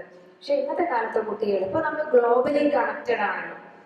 പണ്ടത്തെ ഒരു യാത്ര പോയി കഴിഞ്ഞ് എസ്കേപ്പ് ഒറ്റക്കാട് നമ്മൾ എഴുതിയ പോലെ ആഫ്രിക്കയെ കുറിച്ചോ അല്ലെങ്കിൽ മറ്റേ അവര് പോയി കണ്ട് അവിടുത്തെ കാര്യങ്ങൾ അറിഞ്ഞ് ഇപ്പൊ ഇവിടെ ഡീറ്റെയിലിംഗ് ചെയ്യേണ്ട ആവശ്യമില്ലല്ലോ. ഗ്ലോബലി കണക്റ്റഡ് ആയിട്ടുള്ള വ്യക്തികൾ എന്ന നിലയിൽ എഴുത്തിനെ അത് വളരെയധികം സ്വാധീനിക്കുകയും അതുകൊണ്ട് തന്നെ ഭാഷാപരമായിട്ട് മറ്റ് ഭാഷയിലെ പ്രത്യേക വാക്കുകളെയോ അതല്ലെങ്കിൽ പ്രയോഗങ്ങളെയൊക്കെ നമ്മുടെ കഥയിലേക്ക് റീജിയണൽ ലാംഗ്വേജിലേക്ക് ഇൻവൈറ്റ് ചെയ്യാനും അത് എസ്റ്റാബ്ലിഷ് ചെയ്യാനുള്ള ശ്രമങ്ങളൊക്കെ പുതിയ തലമുറയിലുള്ള എഴുത്തുകാർ നടത്തുന്നുണ്ട്. എന്തൊക്കെ തന്നെയാണ് ശരി, ഭാഷാപരമായിട്ടുള്ള ആഖ്യാനപരമായിട്ടുള്ള പ്രമേയപരമായിട്ടുള്ള നിരന്തരം കാരണം മറിച്ചിലുകൾ ഇവിടെ നടന്നുകൊണ്ടേയിരിക്കുന്നുണ്ട്. അതുകൊണ്ട് തന്നെ നമുക്ക് ഇപ്പോൾ തന്നെ കേരളത്തിന്റെ ഒരു സാംസ്കാരിക അവസ്ഥയിൽ വളരെയധികം പ്രതീക്ഷയുണ്ട്. ഒരു വീട്ടിൽ 2 എഴുത്തുകാർ എന്തായാലും ഉണ്ടാവും. അച്ഛനും അമ്മയും എഴുത്തുകാരായിരിക്കും, ആര്യ ബാലസാഹിത്യത്തിലുള്ള മക്കളും ഉണ്ടാവും. അപ്പൊ അങ്ങനെയൊക്കെ ഒരു ഗുണമുണ്ട്. സാംസ്കാരികപരമായിട്ടൊക്കെ നമ്മൾ എഴുത്ത് അല്ലെങ്കിൽ എഴുതണം, അതിനെല്ലാം ഏറ്റവും പണ്ടത്തെ പോലെ ഒരുപാട് കാലം അയച്ചിട്ട് റിജക്ഷൻ ആണോ ആക്സെപ്റ്റൻസ് ആണോ എന്ന് അറിയാനുള്ള രീതിയിലേക്ക് കാത്തിരിക്കൊന്നും വേണ്ടല്ലോ. നമുക്ക് സ്വന്തമായ പ്ലാറ്റ്ഫോം ഉണ്ടാവും, അവിടെ എഴുതാനുള്ള സ്വാതന്ത്ര്യമുണ്ട്. ആ എഴുത്തിനെ അംഗീകരിക്കുന്നവർക്ക് ഒരാൾ ലൈക്ക് ചെയ്യും, ഒരാൾ നാസ്തരായിരിക്കും എന്ന് പറയുകയാണെങ്കിൽ അത് ഒരു 10 മടങ്ങ് കഥ എഴുതാനുള്ള പ്രചോദനമാവുന്ന മാനസികാവസ്ഥയിലേക്ക് എത്തുന്ന മനുഷ്യരുണ്ട്. അപ്പോൾ അങ്ങനെ മൊത്തം കഥമായും കവിതമായും ലേഖനമായും ഒക്കെ ആയിട്ട് അങ്ങനെ എന്താ പറയുക, ഇതൊരു ജനാധിപത്യ പ്രോസസ്സായി മാറും. അപ്പോൾ കുറച്ചും കൂടിയൊക്കെ നല്ല രീതിയിലായി മാറും. അപ്പോഴും എന്താണ് ആരെഴുതി എന്നുള്ളത്, ഇത് എവിടെ പോയി ഏത് കഥ എന്നുള്ളതും കൂടെ തിരഞ്ഞെടുക്കാനുള്ള ഒരു അവസരം കൂടി ഉണ്ടാവും എന്നുള്ളതാണ് എൻ്റെ അനുഭവത്തിൽ. പൊതുവെ ഈ വ്യത്യസ്തമായി എഴുതുന്ന കഥകൾ എഴുതുന്ന എഴുത്തുകാരെ പൊതുവെ ഞാൻ അന്വേഷിക്കാറുണ്ട്. കാരണം നമ്മുടെ മലയാള കഥാ സാഹിത്യ ചരിത്രത്തിൽ തോമസ് ജോസഫ് എന്നൊരു എഴുത്തുകാരുണ്ടായിരുന്നു. അദ്ദേഹത്തിൻ്റെ എഴുത്ത് വളരെ മൗലികമാണ്. അദ്ദേഹത്തെ പോലെ മലയാളത്തിൽ നിന്ന് വരെ ആ രീതിയിൽ ഒരു കഥ എഴുതിയ ഒരാളെ നമുക്ക് സങ്കല്പിക്കാൻ കഴിയില്ല. Thomas Joseph. അതുപോലെ ജയനാരായണൻ എന്നൊരു കഥാകൃത്തിനെ സത്യത്തിൽ മലയാള സാഹിത്യം ഇന്ന് സർക്കാരാവസ്ഥയിൽ മറന്നെങ്കിലും അയാൾ ഓർക്കുന്ന എത്രയോ എഴുത്തുകാർക്ക് വായനക്കാരുണ്ട്. ജയനാരായണനെ ഓർക്കുന്നത്. എം സുമാരനെയൊക്കെ നമുക്ക് കഥാ സാഹിത്യ ചരിത്രത്തിൽ നിന്നും ഒരിക്കലും മാറ്റി നിർത്താൻ കഴിയില്ല. ബഷീറിൻ്റെ ഒരു പ്രത്യേകത, ബഷീർ അനുഭവങ്ങളെ തീവ്രമായി ആവിഷ്കരിച്ചു. ഈ അനുഭവങ്ങൾ, ഇതിലേറെ അനുഭവങ്ങൾ ഉണ്ടായിട്ടും അത് ആവിഷ്കരിക്കാതെ പോയ എത്രയോ എഴുത്തുകാരുണ്ട്, വായനക്കാരും ഉണ്ട്. അതുപോലെ എഴുതാതെ പോയ ഒരുപാട് വായനക്കാരുണ്ട്. ഇത്തരം കഥാകൃത്തുക്കളെ ഓർമ്മിക്കുന്ന ഇന്നത്തെ തലമുറയിൽ ആരെങ്കിലും ഓർക്കുന്നുണ്ടോ എന്ന് എനിക്കറിയില്ല. എങ്കിലും അവരെയൊക്കെ ഒരു തിരിച്ചു പിടിക്കാനുള്ള, അവരെയൊക്കെ തിരിച്ചു കൊണ്ടുവരാനുള്ള, അവരുടെ കഥകൾ ഇനിയും വായിക്കപ്പെടാനുള്ള ഒരു വേദിയാണ് നമുക്കുണ്ടാകേണ്ടത്. അതായിരിക്കണം കഥയുടെ വീണ്ടെടുപ്പ് എന്ന് ഞാൻ വിചാരിക്കുന്നു. ഇത്രയും നേരത്തെ പറഞ്ഞതുപോലെ എത്രമാത്രം കണക്റ്റഡ് ആയിട്ട് ഇരിക്കുക എന്നുള്ളതാണെന്ന് തോന്നുന്നു ഞാൻ ആലോചിക്കുന്നത്. ഇപ്പം ഞാൻ ഇപ്പോൾ ഏറ്റവും അടുത്ത് വായിച്ചൊരു പുസ്തകം ഉണ്ടായിരുന്നു, ഗച്ച ഗോച്ചർ എന്ന് പറഞ്ഞിട്ട് വിവേക് ബാബുവിടെ വന്നപ്പോൾ ഞാൻ കണ്ടിരുന്നു. അപ്പൊ അതിലുള്ളൊരു പ്രമേയമുണ്ട്. അതായത് അദ്ദേഹം ഒരു സെക്കൻഡ് ജനറേഷൻ ലേണറാണ്. ഐ മീൻ അവരുടെ എനിക്കിത് എന്തുകൊണ്ട് റിലേറ്റ് ആയി ഞാൻ പറയാം. അവരുടെ അച്ഛനും അമ്മയാണ് ആദ്യമായിട്ട് വിദ്യാഭ്യാസം നേടിയ ആൾക്കാർ. അതിന് മുന്നത്തെ ജനറേഷൻ എഡ്യൂക്കേറ്റഡ് അല്ല, ഐ മീൻ സ്കൂൾ വിദ്യാഭ്യാസം കിട്ടിയവരല്ല, രണ്ടാമത്തെ ജനറേഷനാണ്. അപ്പൊ അവർക്ക് ബേസിക്കലി എക്കണോമിക്കലി കുറച്ചും കൂടെ സ്റ്റേബിൾ ആണ്. പക്ഷേ അവർക്ക് ഒരുപാട് തരത്തിലുള്ള ഒരു മിഡിൽ ക്ലാസ് ജീവിതത്തിന്റെ ഒരുപാട് ക്രൈസിസുകളും അതെങ്ങനെ ഒരു മനുഷ്യൻ നേവിഗേറ്റ് ചെയ്യുന്നു അങ്ങനെയൊക്കെയുള്ള രസമുള്ള ഒരു പുസ്തകമായിരുന്നു അത്. അപ്പം രേഖപ്പെടുത്തുക എന്ന് പറയുമ്പോൾ ഒരു കാലത്ത് ജീവിച്ച് ആ കാലത്തെ ക്രൈസിസ് ഒരേ സമയം മനസ്സിലാക്കുകയും അത് മുന്നത്തെ ഐ മീൻ നമ്മളാ ജീവിച്ചുകൊണ്ടിരിക്കുന്ന പീരീഡിനെ രേഖപ്പെടുത്തുക എന്നുള്ള സാധനം ഭംഗിയായി ചെയ്യണ ഒരുപാട് വർക്കുകൾ ഇപ്പം ഉണ്ടാവുന്നുണ്ട് തോന്നുന്നു. അതാണ് എനിക്ക് കുറച്ചും കൂടെ വളരെ റിലേറ്റ് ചെയ്യാൻ പറ്റണം. അല്ലെങ്കിൽ ഇത് വായിക്കുമ്പോഴാണ് എനിക്ക് ഓക്കെ ഇതാണ് ഞാനും അനുഭവിച്ചുകൊണ്ടിരിക്കുന്ന ക്രൈസിസ്. അത് എവിടെയോ ഒരു പുസ്തകത്തിൽ എന്തോ വായിച്ചിട്ടുണ്ടായിരുന്നു, മാഡ് വിത്ത് സാഡ്നെസ്, മാഡ് വിത്ത് ഗ്രീഫ്, മാഡ് വിത്ത് റേജ്. ഇതെനിക്ക് ഭയങ്കര റിലേറ്റബിൾ ആയിരുന്നു. അതായത് പുസ്തകം ഓർമ്മയില്ല, എന്തോ ഒരു എങ്ങനെയാണ് ഈ കാലത്തെ ക്യാപിറ്റലിസ്റ്റ് വേൾഡിൽ എങ്ങനെയാണ് മനുഷ്യന്റെ ഈ മണ്ടെയിൻ സാധനങ്ങളും റിപ്പിറ്റേറ്റീവ് നേച്ചറും സൈക്കിളും ഒക്കെ ഒരു മനുഷ്യന്റെ എല്ലാ കാര്യങ്ങളും ഇൻഫ്ലുവൻസ് ചെയ്യണമെന്ന് പറഞ്ഞതായിരുന്നു. അപ്പം ആ തരത്തിൽ വായിച്ച മറ്റൊരു പുസ്തകമായിരുന്നു നിതിന്റെ പുസ്തകം എന്ന് പറഞ്ഞിട്ടുള്ള പ്രിസം ബുക്സോ അങ്ങനെ ഏതോ ഒരു പബ്ലിക്കേഷൻ ഇറക്കിയ. അതും ഇതുപോലെ എന്താ അതിൽ വലിയ സംഭവങ്ങളുടെ ഒരു സംഭവങ്ങളില്ല. പക്ഷെ അതേസമയം ഞങ്ങളൊക്കെ ജീവിച്ചുകൊണ്ടിരിക്കുന്ന ഭയങ്കര സാധാരണമായിട്ടുള്ള ഒരു പ്ലെയിൻ ആയിട്ടുള്ള ജീവിതം, റിപ്പിറ്റേറ്റീവ് ആയിട്ടുള്ള അതിനെ ഭംഗിയായിട്ട് രേഖപ്പെടുത്താൻ കഴിയുന്നുണ്ട്. അപ്പൊ അത്തരത്തിലുള്ള ഒരുപാട് രസമുള്ള കഥകളും ഒക്കെ വരുന്നുണ്ട്. അപ്പൊ എനിക്ക് തോന്നുന്നു ഇതൊക്കെ ഒരു എഴുതപ്പെടുന്നത് എന്തും ചരിത്രത്തിന്റെ ആ പോയിന്റിനെ റെപ്രസെന്റ് ചെയ്യണം. അതായത് ഇപ്പൊ മുൻപ് എഴുതിയിട്ടുള്ള പല കഥകളും ഇപ്പോ നേരത്തെ പറഞ്ഞില്ലേ മാധവിക്കുട്ടിയുടെ കഥാലോകം ഒരു സ്പേസ് എന്നുള്ള രീതിയിൽ എടുത്ത് നോക്കുമ്പോൾ ചെറുതായിരുന്നു. അത് ആ കാലത്തിനെ രേഖപ്പെടുത്തണോ, ഒന്നും എഴുതാത്ത സ്ത്രീ എഴുതി തുടങ്ങുന്നു. ഇവിടെ മറ്റൊരു പോയിന്റ് ഓഫ് ടൈമിൽ എത്തി നിൽക്കുമ്പോൾ സ്ത്രീയുടെ പെർസ്പെക്റ്റീവ് മാറുന്നു, അവരുടെ സ്പേസ് മാറുന്നു. അതിനനുസരിച്ച് ഹൗ ഡേ ആ ലോകത്തിന് അവരെങ്ങനെയാണ് പെർസീവ് ചെയ്യണത് എന്നുള്ളത് രേഖപ്പെടുത്തും. അപ്പോ ഇതാണ് കഥ എന്ന് പറയുന്നത് കാലാണ്. ഇത്രയുള്ളൂ. കെ എസ് രവികുമാർ സാർ പറഞ്ഞത് ശരിയാണെന്ന് എനിക്കും തോന്നിയിട്ടുണ്ട്. കാരണം അനുഭവങ്ങൾ മാത്രമല്ല കഥ ഉണ്ടാക്കുന്നത്, അനുഭവം വേണമെന്ന് തന്നെ ഇല്ല ശരിക്കും പറഞ്ഞാൽ. ചിലപ്പോഴൊക്കെ ഞാൻ ഒരിടത്ത് NS മാധവൻ സാറാണെന്ന് തോന്നുന്നു എഴുതിയത് കണ്ടിട്ടുണ്ട്. ആദ്യകാലത്തൊക്കെ ഇപ്പോൾ സാഹിത്യകാരന്മാർക്ക് വേണം എന്ന് നിർബന്ധമുണ്ടായിരുന്ന രണ്ട് കാര്യങ്ങൾ, ഒന്ന് സംസ്കൃത ജ്ഞാനവും പിന്നെ സവർണതയും. അങ്ങനെയുള്ളവർക്ക് എഴുതാൻ പറ്റുള്ളൂ. പിന്നീട് വന്നവര് അതിനെ കുറച്ചുകൂടെ ജനാധിപത്യപരമാക്കി അതിനെ എന്തായിരുന്നു അനുഭവങ്ങളുള്ളവർക്ക് എഴുതാം എന്നുള്ളൊരു രീതിയിലാക്കി. പക്ഷെ അതും ഒരുപാട് പേർക്ക്, അതായത് സ്ത്രീകൾ ഉൾപ്പെടെ അന്നത്തെ കാലത്ത് ചന്ദ്രിയമ്മൻ പറഞ്ഞതുപോലെ ഇപ്പോൾ അതിന് പരിമിതികളില്ല. അന്നത്തെ കാലത്ത് ആ സ്ത്രീകൾക്കും ഒപ്പം താഴേക്കിടയിലുള്ള ആൾക്കാർക്കും അത്രയും അനുഭവങ്ങൾ അല്ലെങ്കിൽ തിരിഞ്ഞ് നടന്ന് സ്വന്തമാക്കുക എന്നുള്ളത് ഭയങ്കര ബുദ്ധിമുട്ടായിരുന്നു. അപ്പൊ അതും ജനാധിപത്യപരമല്ലായിരുന്നു ശരിക്കും. പിന്നീട് അദ്ദേഹം പറയുന്നത് നമ്മൾക്ക് വേണ്ടത് സ്വാംശീകരണമാണ്. മറ്റൊരാളുടെ കണ്ണിലൂടെ ലോകത്തെ കാണുക, നമ്മൾക്ക് അറിയാത്തത് അവരുടെ കണ്ണിലൂടെ നോക്കി അതെങ്ങനെയായിരിക്കാം എന്ന് ആലോചിച്ചുറപ്പിച്ച് കഥ എഴുതുക. അതാണ് എൻ്റെ കാര്യത്തിൽ എനിക്ക് പ്രായോഗികമായിട്ട് എപ്പോഴും തോന്നിയിട്ടുള്ളത്. ശരിക്കും പറഞ്ഞാൽ ഞാൻ നേരത്തെ പറഞ്ഞ ടി പത്മനാഭനും പി പത്മരാജനും എൻ്റെ ആദ്യകാല വായനയിലുള്ളതാണ്. സ്കൂൾ കാലഘട്ടം. കോളേജ് തലം വരെ നമ്മളുടെ ഒരു എഴുത്തിനെയും വായനയും സ്വാധീനിച്ചതാണ്. അവരെ പറയാതെ എനിക്ക് പോകാൻ പറ്റില്ല. എന്ന് വെച്ചിട്ട് അവരെൻ്റെ ഏറ്റവും പ്രിയപ്പെട്ട കഥാകാരന്മാരോ അവരുടെ എല്ലാ കഥകളും എനിക്കിഷ്ടമോ ഞാൻ അവരുടെ ശൈലി പിന്തുടരുന്ന ആളോ അങ്ങനെയൊന്നും അല്ല. പക്ഷെ അവരെല്ലാം വളരെയധികം ആ കാലത്ത് സ്വാധീനിച്ചിട്ടുണ്ട്. നമ്മുടെ കഥയെ പരുവപ്പെടുത്താൻ നമുക്ക് കുറച്ചു പേര് ആവശ്യമാണ്. അങ്ങനെ പരുവപ്പെടുത്തിയ ആൾക്കാരാണ് അവർ.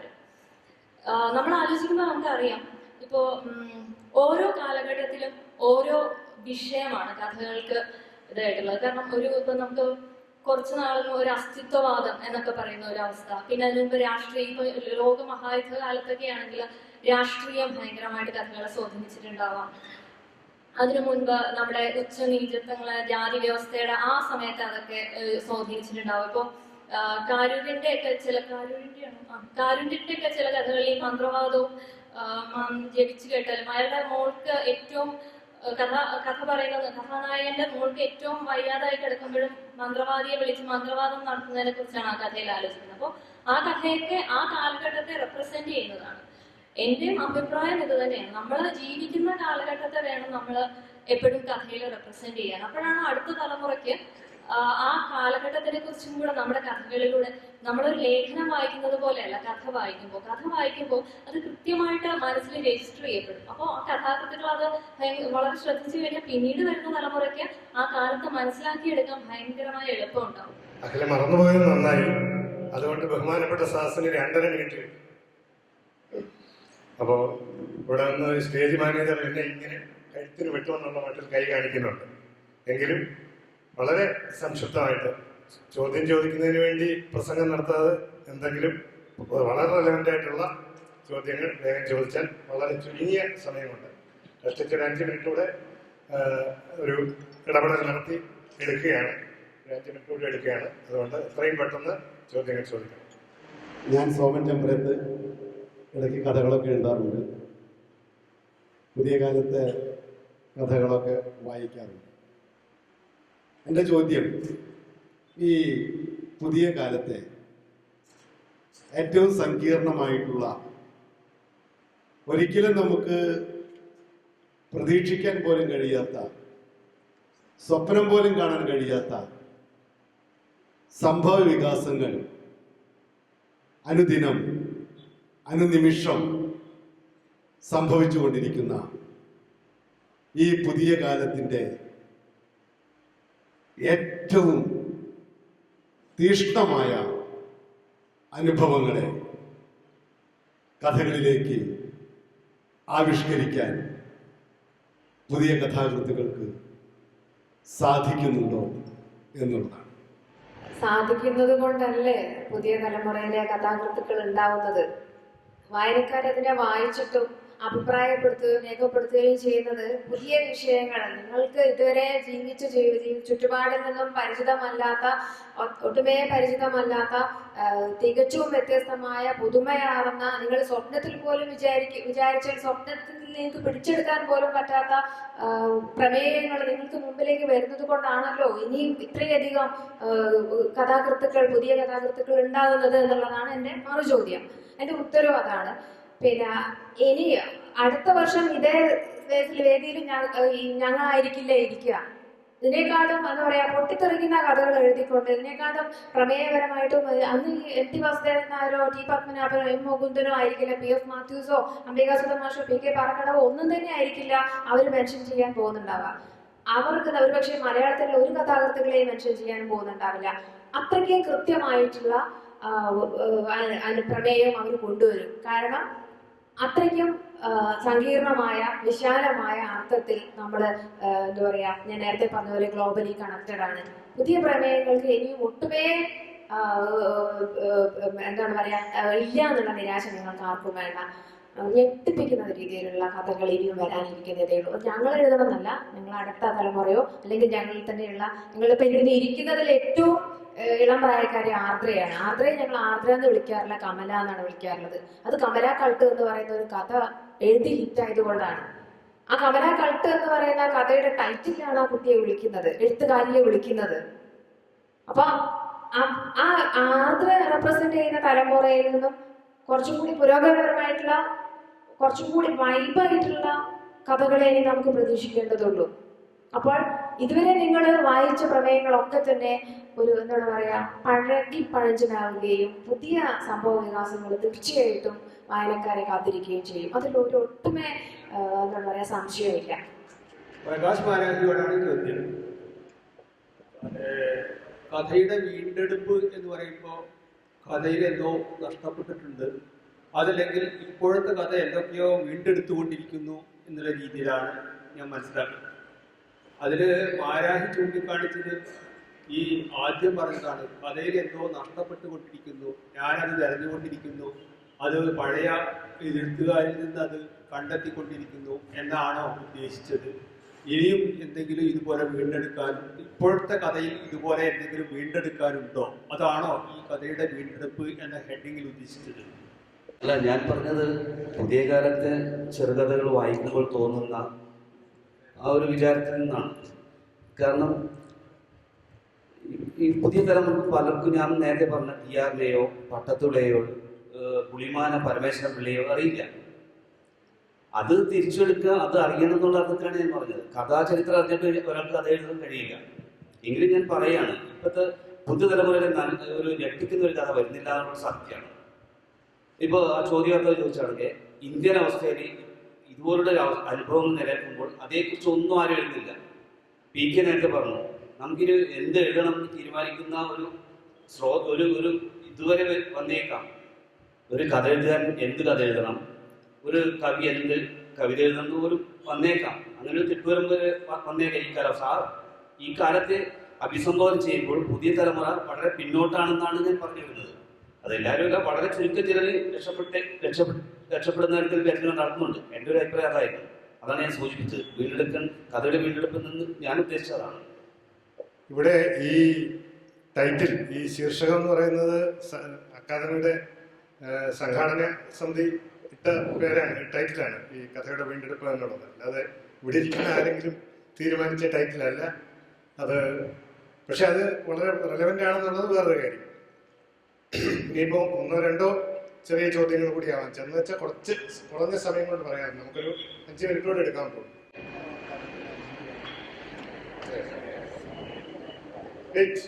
നമ്മുടെ ഇത്രയും എഴുത്തുകാരെ ഇരുത്തിയിട്ട് നമ്മുടെ ഇത്രയും അറ്റൻറ്റീവായിട്ടിരുന്ന സദസ്സിന് സമയം കൊടുത്തില്ല എന്ന് പറഞ്ഞാൽ സംഘാടകന്റെ കുഴപ്പമാണ്. പ്ലീസ്, അടുത്ത 5:30 ഉള്ളൂ. നമുക്ക് 5 മിനിറ്റോടെ കൊടുക്കാം. സാർ പറഞ്ഞു, പഴയ കഥകളെ വീണ്ടും എടുത്തുകൊണ്ടിരിക്കുകയാണ് ഇപ്പൊ നമ്മൾ ചെയ്യുന്നത്. പുതിയ എഴുത്തുകാരികളില് പഴയ കഥകളുടെ വീണ്ടെടുപ്പ് ഒരിക്കലും ഉണ്ടാവുന്നില്ല. ഏറ്റവും കാലിക പ്രസക്തമായിട്ടുള്ള കാര്യങ്ങളൊന്നും ഇപ്പൊ വരുന്നില്ല എന്നുള്ളൊരു ഇത് സാർ ഇപ്പൊ പറയണ്ടായി. സത്യത്തില് ഇപ്പോഴത്തെ കാലഘട്ടത്തിനനുസരിച്ചാണല്ലോ ഇപ്പോ ഷബ്ദയെ പോലെ ആദ്രയെ പോലെയുള്ള ആളുകൾ എഴുതുന്നത്. കാരണം അവരുടെ വാക്കുകൾ, അതായത് ഇപ്പോഴത്തെ ആളുകൾക്ക് ഒന്നാമതായിട്ട് ഈ വലിയ വലിയ കഥകളൊന്നും ഇങ്ങനെ ഇരുന്ന് വായിക്കാനായിട്ടുള്ള ഒരു സമയമില്ല. മുമ്പത്തെ പോലെ നമ്മൾ വലിയൊരു പുസ്തകം പ്രകാശനം ചെയ്തിട്ട് അത് മുഴുവൻ ഇരുന്ന് വായിക്കാനുള്ള ഒരു സമയമോ സന്ദർഭവും ഇന്നത്തെ ഒരു കാലഘട്ടത്തിൽ. ദയവായിട്ട് ചോദ്യം സംക്ഷിപ്തമായിട്ട് പറയണം. സമയക്കുറവുണ്ടാ, അല്ലെങ്കിൽ കുട്ടിക്ക് എത്ര സമയം വേണമെങ്കിൽ തരാമായിരുന്നു. അങ്ങനെ ഒരു സമയം സമയത്തിന്റെ ഒരു കാര്യം നമുക്കുണ്ട്. അതുകൊണ്ട് തന്നെ ഇപ്പോഴത്തെ കാലഘട്ടത്തിനനുസരിച്ച് എഴുതുന്ന അതായത് ഇപ്പോഴത്തെ ആളുകൾ എഴുതുന്നത് കഥയെ സത്യത്തില് ഇപ്പോഴത്തെ കാലഘട്ടത്തിനനുസരിച്ച് വീണ്ടെടുത്തുകൊണ്ടിരിക്കുകയല്ലേ. നമുക്ക് ശരിക്കും പഴയ കഥകളുടെ വീണ്ടെടുപ്പല്ലല്ലോ ആവശ്യം. പുതിയ കഥകൾ വീണ്ടും വീണ്ടും ഉണ്ടായിക്കൊണ്ടിരിക്കുക, അതിന്റെ തുടർച്ചയാണല്ലോ നമുക്ക് ആവശ്യം. അപ്പൊ അതിനെപ്പറ്റി പുതിയ കഥകളുടെ തുടർച്ചയെ പറ്റി എന്താണ് സാർ സംസാരിക്കുന്നത്? പുതിയ കഥകളുടെ തുടർച്ചയല്ലേ നമുക്ക് ആവശ്യം, പഴയ കഥകളുടെ വീണ്ടെടുപ്പല്ലല്ലോ ഇനിയും നമുക്ക് ആവശ്യം എന്നതാണ് എൻ്റെ ഒരു ചോദ്യം. തീർച്ചയായിട്ടും വളരെ പ്രസക്തമായ ഒരു ചോദ്യമാണ് കുട്ടി ഉന്നയിച്ചത്. നമ്മളിവിടെ പുതിയ ഏറ്റവും ചെറുപ്പക്കാരായ കഥാകൃത്തുക്കൾ ഉൾപ്പെടെ ഇരുന്ന് ചർച്ച ചെയ്യുന്നത് പഴയ കഥകളെക്കുറിച്ചാണ്. എന്നുവെച്ചാൽ ഇപ്പോഴും എല്ലാവരുടെയും മനസ്സിൽ നിലനിൽക്കുന്നത് ആ കഥകളാണെന്ന് ചുരുക്കം. അപ്പോൾ അതുകൊണ്ട് ഇനി വരേണ്ട ഒരു കാര്യം, പുതിയ ആളുകൾ എഴുതി പഴയവരെ തോൽപ്പിക്കുക എന്നുള്ളതാണ്. നമ്മൾ കൊച്ചുകുട്ടികൾ സ്കൂളിൽ പോയി പാട്ട് മത്സരത്തിൽ സമ്മാനം നേടിയിട്ട് വരുമ്പോൾ യേശുദാസാണെന്ന് അവനെ അഭിനന്ദിക്കും. അതൊരു കാര്യമുള്ള കാര്യമല്ല, വാത്സല്യം കൊണ്ട് പറയുന്നത്. അങ്ങനെ വാത്സല്യം കൊണ്ട് പറഞ്ഞ് നമ്മുടെ കൂട്ടുകാരെ പ്രോത്സാഹിപ്പിക്കുന്ന സമ്പ്രദായത്തിൽ നിന്ന് വ്യത്യസ്തമായിട്ട് അവരെഴുതിയ രചനകൾ, പ്രത്യേകിച്ച് എഴുത്തിൻ്റെ രംഗത്ത് നിൽക്കുന്ന എല്ലാവരും ശ്രദ്ധിക്കേണ്ട ഒരു കാര്യം, പ്രത്യേകിച്ച് ചെറുപ്പക്കാരോട് ഉപദേശമല്ല, ഒരു വയസ്സുള്ള കുട്ടിയോട് ഒരു ഉപദേശം പറഞ്ഞാൽ ആർക്കും ഇഷ്ടപ്പെടില്ല. പക്ഷെ ഒരു സത്യം ഞാൻ പറയുകയാണ്, നിങ്ങൾക്ക് മുമ്പ് എഴുതിയ മുഴുവൻ ആളുകളെയും നിങ്ങൾ പിന്നിലാക്കാൻ ശ്രമിക്കും. അതായിരിക്കണം ലക്ഷ്യം. CJ തോമസ് പറഞ്ഞൊരു കാര്യമുണ്ട്. 1960കളുടെ തുടക്കത്തിൽ അദ്ദേഹം മരിച്ചുപോയി. എങ്കിലും മലയാളത്തിൽ വലിയ ചലനം ഉണ്ടാക്കിയ നാടകകാരനും ചിന്തകനും ചിത്രകാരനും ഒക്കെ ആയിരുന്നല്ലോ CJ കാണാൻ അദ്ദേഹത്തിൻ്റെ ഒരു സുഹൃത്ത് ഒരു ദിവസം രാവിലെ വീട്ടിൽ ചെന്നപ്പോൾ CJ വളരെ അസ്വസ്ഥനായിട്ടിരിക്കുന്നു.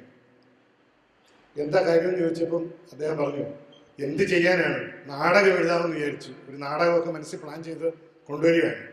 പക്ഷെ അതെല്ലാം ആ ദ്രോഹി എഴുതി കഴിഞ്ഞില്ലേ, ആ പ്രമേയം, ആ മനുഷ്യാവസ്ഥ, അതെല്ലാം അവൻ ചെയ്തു കഴിഞ്ഞു. ഇനി ഞാനെന്ത് ചെയ്യാനാണ്? അപ്പൊ ചോദിച്ചു, ആരാണ്? സോഫോക്ലിസ്. അപ്പോൾ CJ മത്സരിച്ചത് സോഫോക്ലിസിനോടാണ്. നിങ്ങൾ മലയാളത്തിലെ മാത്രമല്ല ലോകത്തെ ഏറ്റവും മികച്ച കഥാകൃത്തുക്കളോടും രചനകളോടും മത്സരിക്കുക. വരും വർഷങ്ങളിലെ ചർച്ചകളിൽ ചെറുപ്പക്കാരുടെ, അല്ലെങ്കിൽ നിങ്ങൾ എല്ലാവരും ചെറുപ്പക്കാരാണ്, ഇദ്ദേഹം ഞാൻ പ്രായത്തിൽ വലിയ വ്യത്യാസം ഇല്ലെന്ന് പറയുന്നു അല്ലേ? എന്ത് വാങ്ങിക്കോട്ടെ, എഴുത്തിൽ പ്രായമൊന്നും ഒരു വിഷയമല്ല. അവിടെ ഒരു തരത്തിലുള്ള സംവരണമില്ല. എഴുത്തിന്റെ മൂല്യം കൊണ്ടാണ് നിൽക്കുന്നത്. അപ്പോൾ അതുകൊണ്ട് നമ്മൾ ഏത് പ്രമേയം എടുത്താലും ഏത് ആനുകാലിക പ്രാധാന്യമുള്ള വിഷയം എടുത്താലും അതൊക്കെ ശരി തന്നെ. അപ്പോൾ ഉണ്ടാകുന്ന ചർച്ചയ്ക്ക് എപ്പോഴും നാളെ നിലനിൽക്കണമെങ്കിൽ എഴുത്തിൻ്റെതായ ഒരു മൂല്യം അതിനകത്തുണ്ടാകും. മറ്റു മൂല്യങ്ങൾക്കും അതിൻ്റെതായ പ്രാധാന്യമുണ്ട്. അതേ സമയത്ത് തന്നെ നാളെ അത് ചർച്ച ചെയ്യണമെങ്കിൽ അതിൻ്റെതായ പ്രാധാന്യമാണ്. അല്ലെങ്കിൽ പുരോഗമന സാഹിത്യത്തിൻ്റെ ഒക്കെ കാലത്ത് ആയിരക്കണക്കിന് കഥകൾ ചർച്ച ചെയ്തതാണ്. അതൊന്നും ഇപ്പോൾ പറയുന്നില്ലല്ലോ ആരും. ഇപ്പോഴും നിലനിൽക്കുന്നത് പലതുമുണ്ട്. അത് മനുഷ്യാവസ്ഥയുടെ ഇവിടെ പാറക്കടവ് പറഞ്ഞൊരു കാര്യമുണ്ട്, ജീവിതം വേണം. ജീവിതം ഇന്നത്തെ പാറക്കടവല്ലേ, ജീവിതം എന്ന് പറയുന്ന ഒരംശം അത് വായിക്കുന്നവൻ്റെ മനസ്സിൽ സ്പർശിക്കുന്ന ഒരു സംഗതി അതുണ്ടാകും. ഇപ്പോൾ അശോചനയിലൂടെ ഇല്ല, ഒരു നേരത്തെ ഇവിടെ ഉണ്ടായിരുന്നു. അദ്ദേഹത്തിൻ്റെ ഒരു കഥയുണ്ട്, പാള കൊണ്ട് പോരുന്ന വെള്ളം എന്നാണ് അതിൻ്റെ പേര്. ഒരു സ്ത്രീ ഒരു കുടികിടപ്പായിട്ട് കിട്ടിയ 10 സെന്റിൽ കിണർ ഒഴിച്ച് വെള്ളം എടുക്കാൻ വേണ്ടി ശ്രമിച്ച ഒരു സ്ത്രീയുടെ ജീവിത ദുരന്തത്തിന്റെ കഥയാണ്. അത്രയും ശക്തിയുള്ള ഒരു കഥാപാത്രത്തെ സമീപ ഭൂതകാലത്തിൽ മലയാളത്തിലായി സൃഷ്ടിച്ചിട്ടുണ്ട്. അപ്പൊ അങ്ങനെയൊക്കെയുള്ള രചനകൾ ഒരുപക്ഷെ വലിയ അദ്ദേഹത്തിന്റെ വളരെ ചർച്ച ചെയ്യപ്പെടുന്ന കഥകളൊക്കെ ഉണ്ട്. അതൊന്നും അല്ലിത്. ഒരു കഥാപാത്രം ഇങ്ങനെയുള്ള, അല്ലെങ്കിൽ CV ശ്രീരാമന്റെ ഒത്തുചെടി, ഇതുപോലെയുള്ള ചില രചനകളിൽ വളരെ മനുഷ്യ സ്വഭാവത്തിന്റെ ഏറ്റവും ഗാഠമായ ഭാവങ്ങളെ അവതരിപ്പിക്കുന്ന കഥാപാത്രങ്ങളുണ്ട്, ജീവിതാവസ്ഥകളുണ്ട്, ജീവിത സന്ദർഭങ്ങളുണ്ട്. നമ്മുടെ വളരെ ബഹുമാന്യായ ടി പത്മനാഭൻ 1988 കാരൂർ സ്മാരക പ്രഭാഷണം നടത്തി. ആ കാലഘട്ടത്തിലുണ്ടാകുന്ന കഥകളൊന്നും മലയാളത്തിൽ അത് നിലവാരമുള്ള കഥകളല്ല, പ്രത്യേകിച്ച് ചെറുപ്പക്കാരുടേത് എന്നാണ് അദ്ദേഹം പറഞ്ഞത്. വളരെ പ്രകോപനപരമായ അഭിപ്രായമായിരുന്നു അത്. മലയാള കഥാരംഗത്ത് വലിയ ചലനം ഉണ്ടാക്കി. ഇന്നും അതിനെക്കുറിച്ചുള്ള പരാമർശങ്ങൾ പലപ്പോഴും ഉണ്ടാകാറുണ്ട്. പക്ഷെ അതിൻ്റെ തൊട്ട് തലേ വർഷമാണ് മലയാളത്തിൽ ഇന്നും ചർച്ച ചെയ്യുന്ന ഏറ്റവും ഗംഭീരമായ ചില കഥകളുണ്ടായത്. കടൽ തീരത്ത്, ദൂത്, ഞാനിവിടെ പറഞ്ഞ ഒട്ടുചെടി, ഇതുപോലെയുള്ള പല കഥകളും അതിൻ്റെ തൊട്ട് തലേ വർഷമാണ് മാതൃഭൂമി ആഴ്ചപ്പതിപ്പിൻ്റെ ഓണപ്പതിപ്പിനും മറ്റുമായിട്ട് പ്രസിദ്ധീകരിച്ചത്. ഒറ്റ വഴിയേ ഉള്ളൂ, മികച്ച രചനകൾ അവനവനോടും കാലത്തോടും ജീവിതത്തോടും സത്യസന്ധമായി എഴുതുക. തന്നിൽ നിന്ന് ഏറ്റവും മികച്ചത് പുറത്തു കൊണ്ടുവരാൻ വേണ്ടി തന്നോട് തന്നെ സമരം ചെയ്യുക. ഇത് മാത്രമാണ് എഴുത്തുകാരുടെ മുമ്പിലുള്ള വഴി. എല്ലാവർക്കും നമസ്കാരം.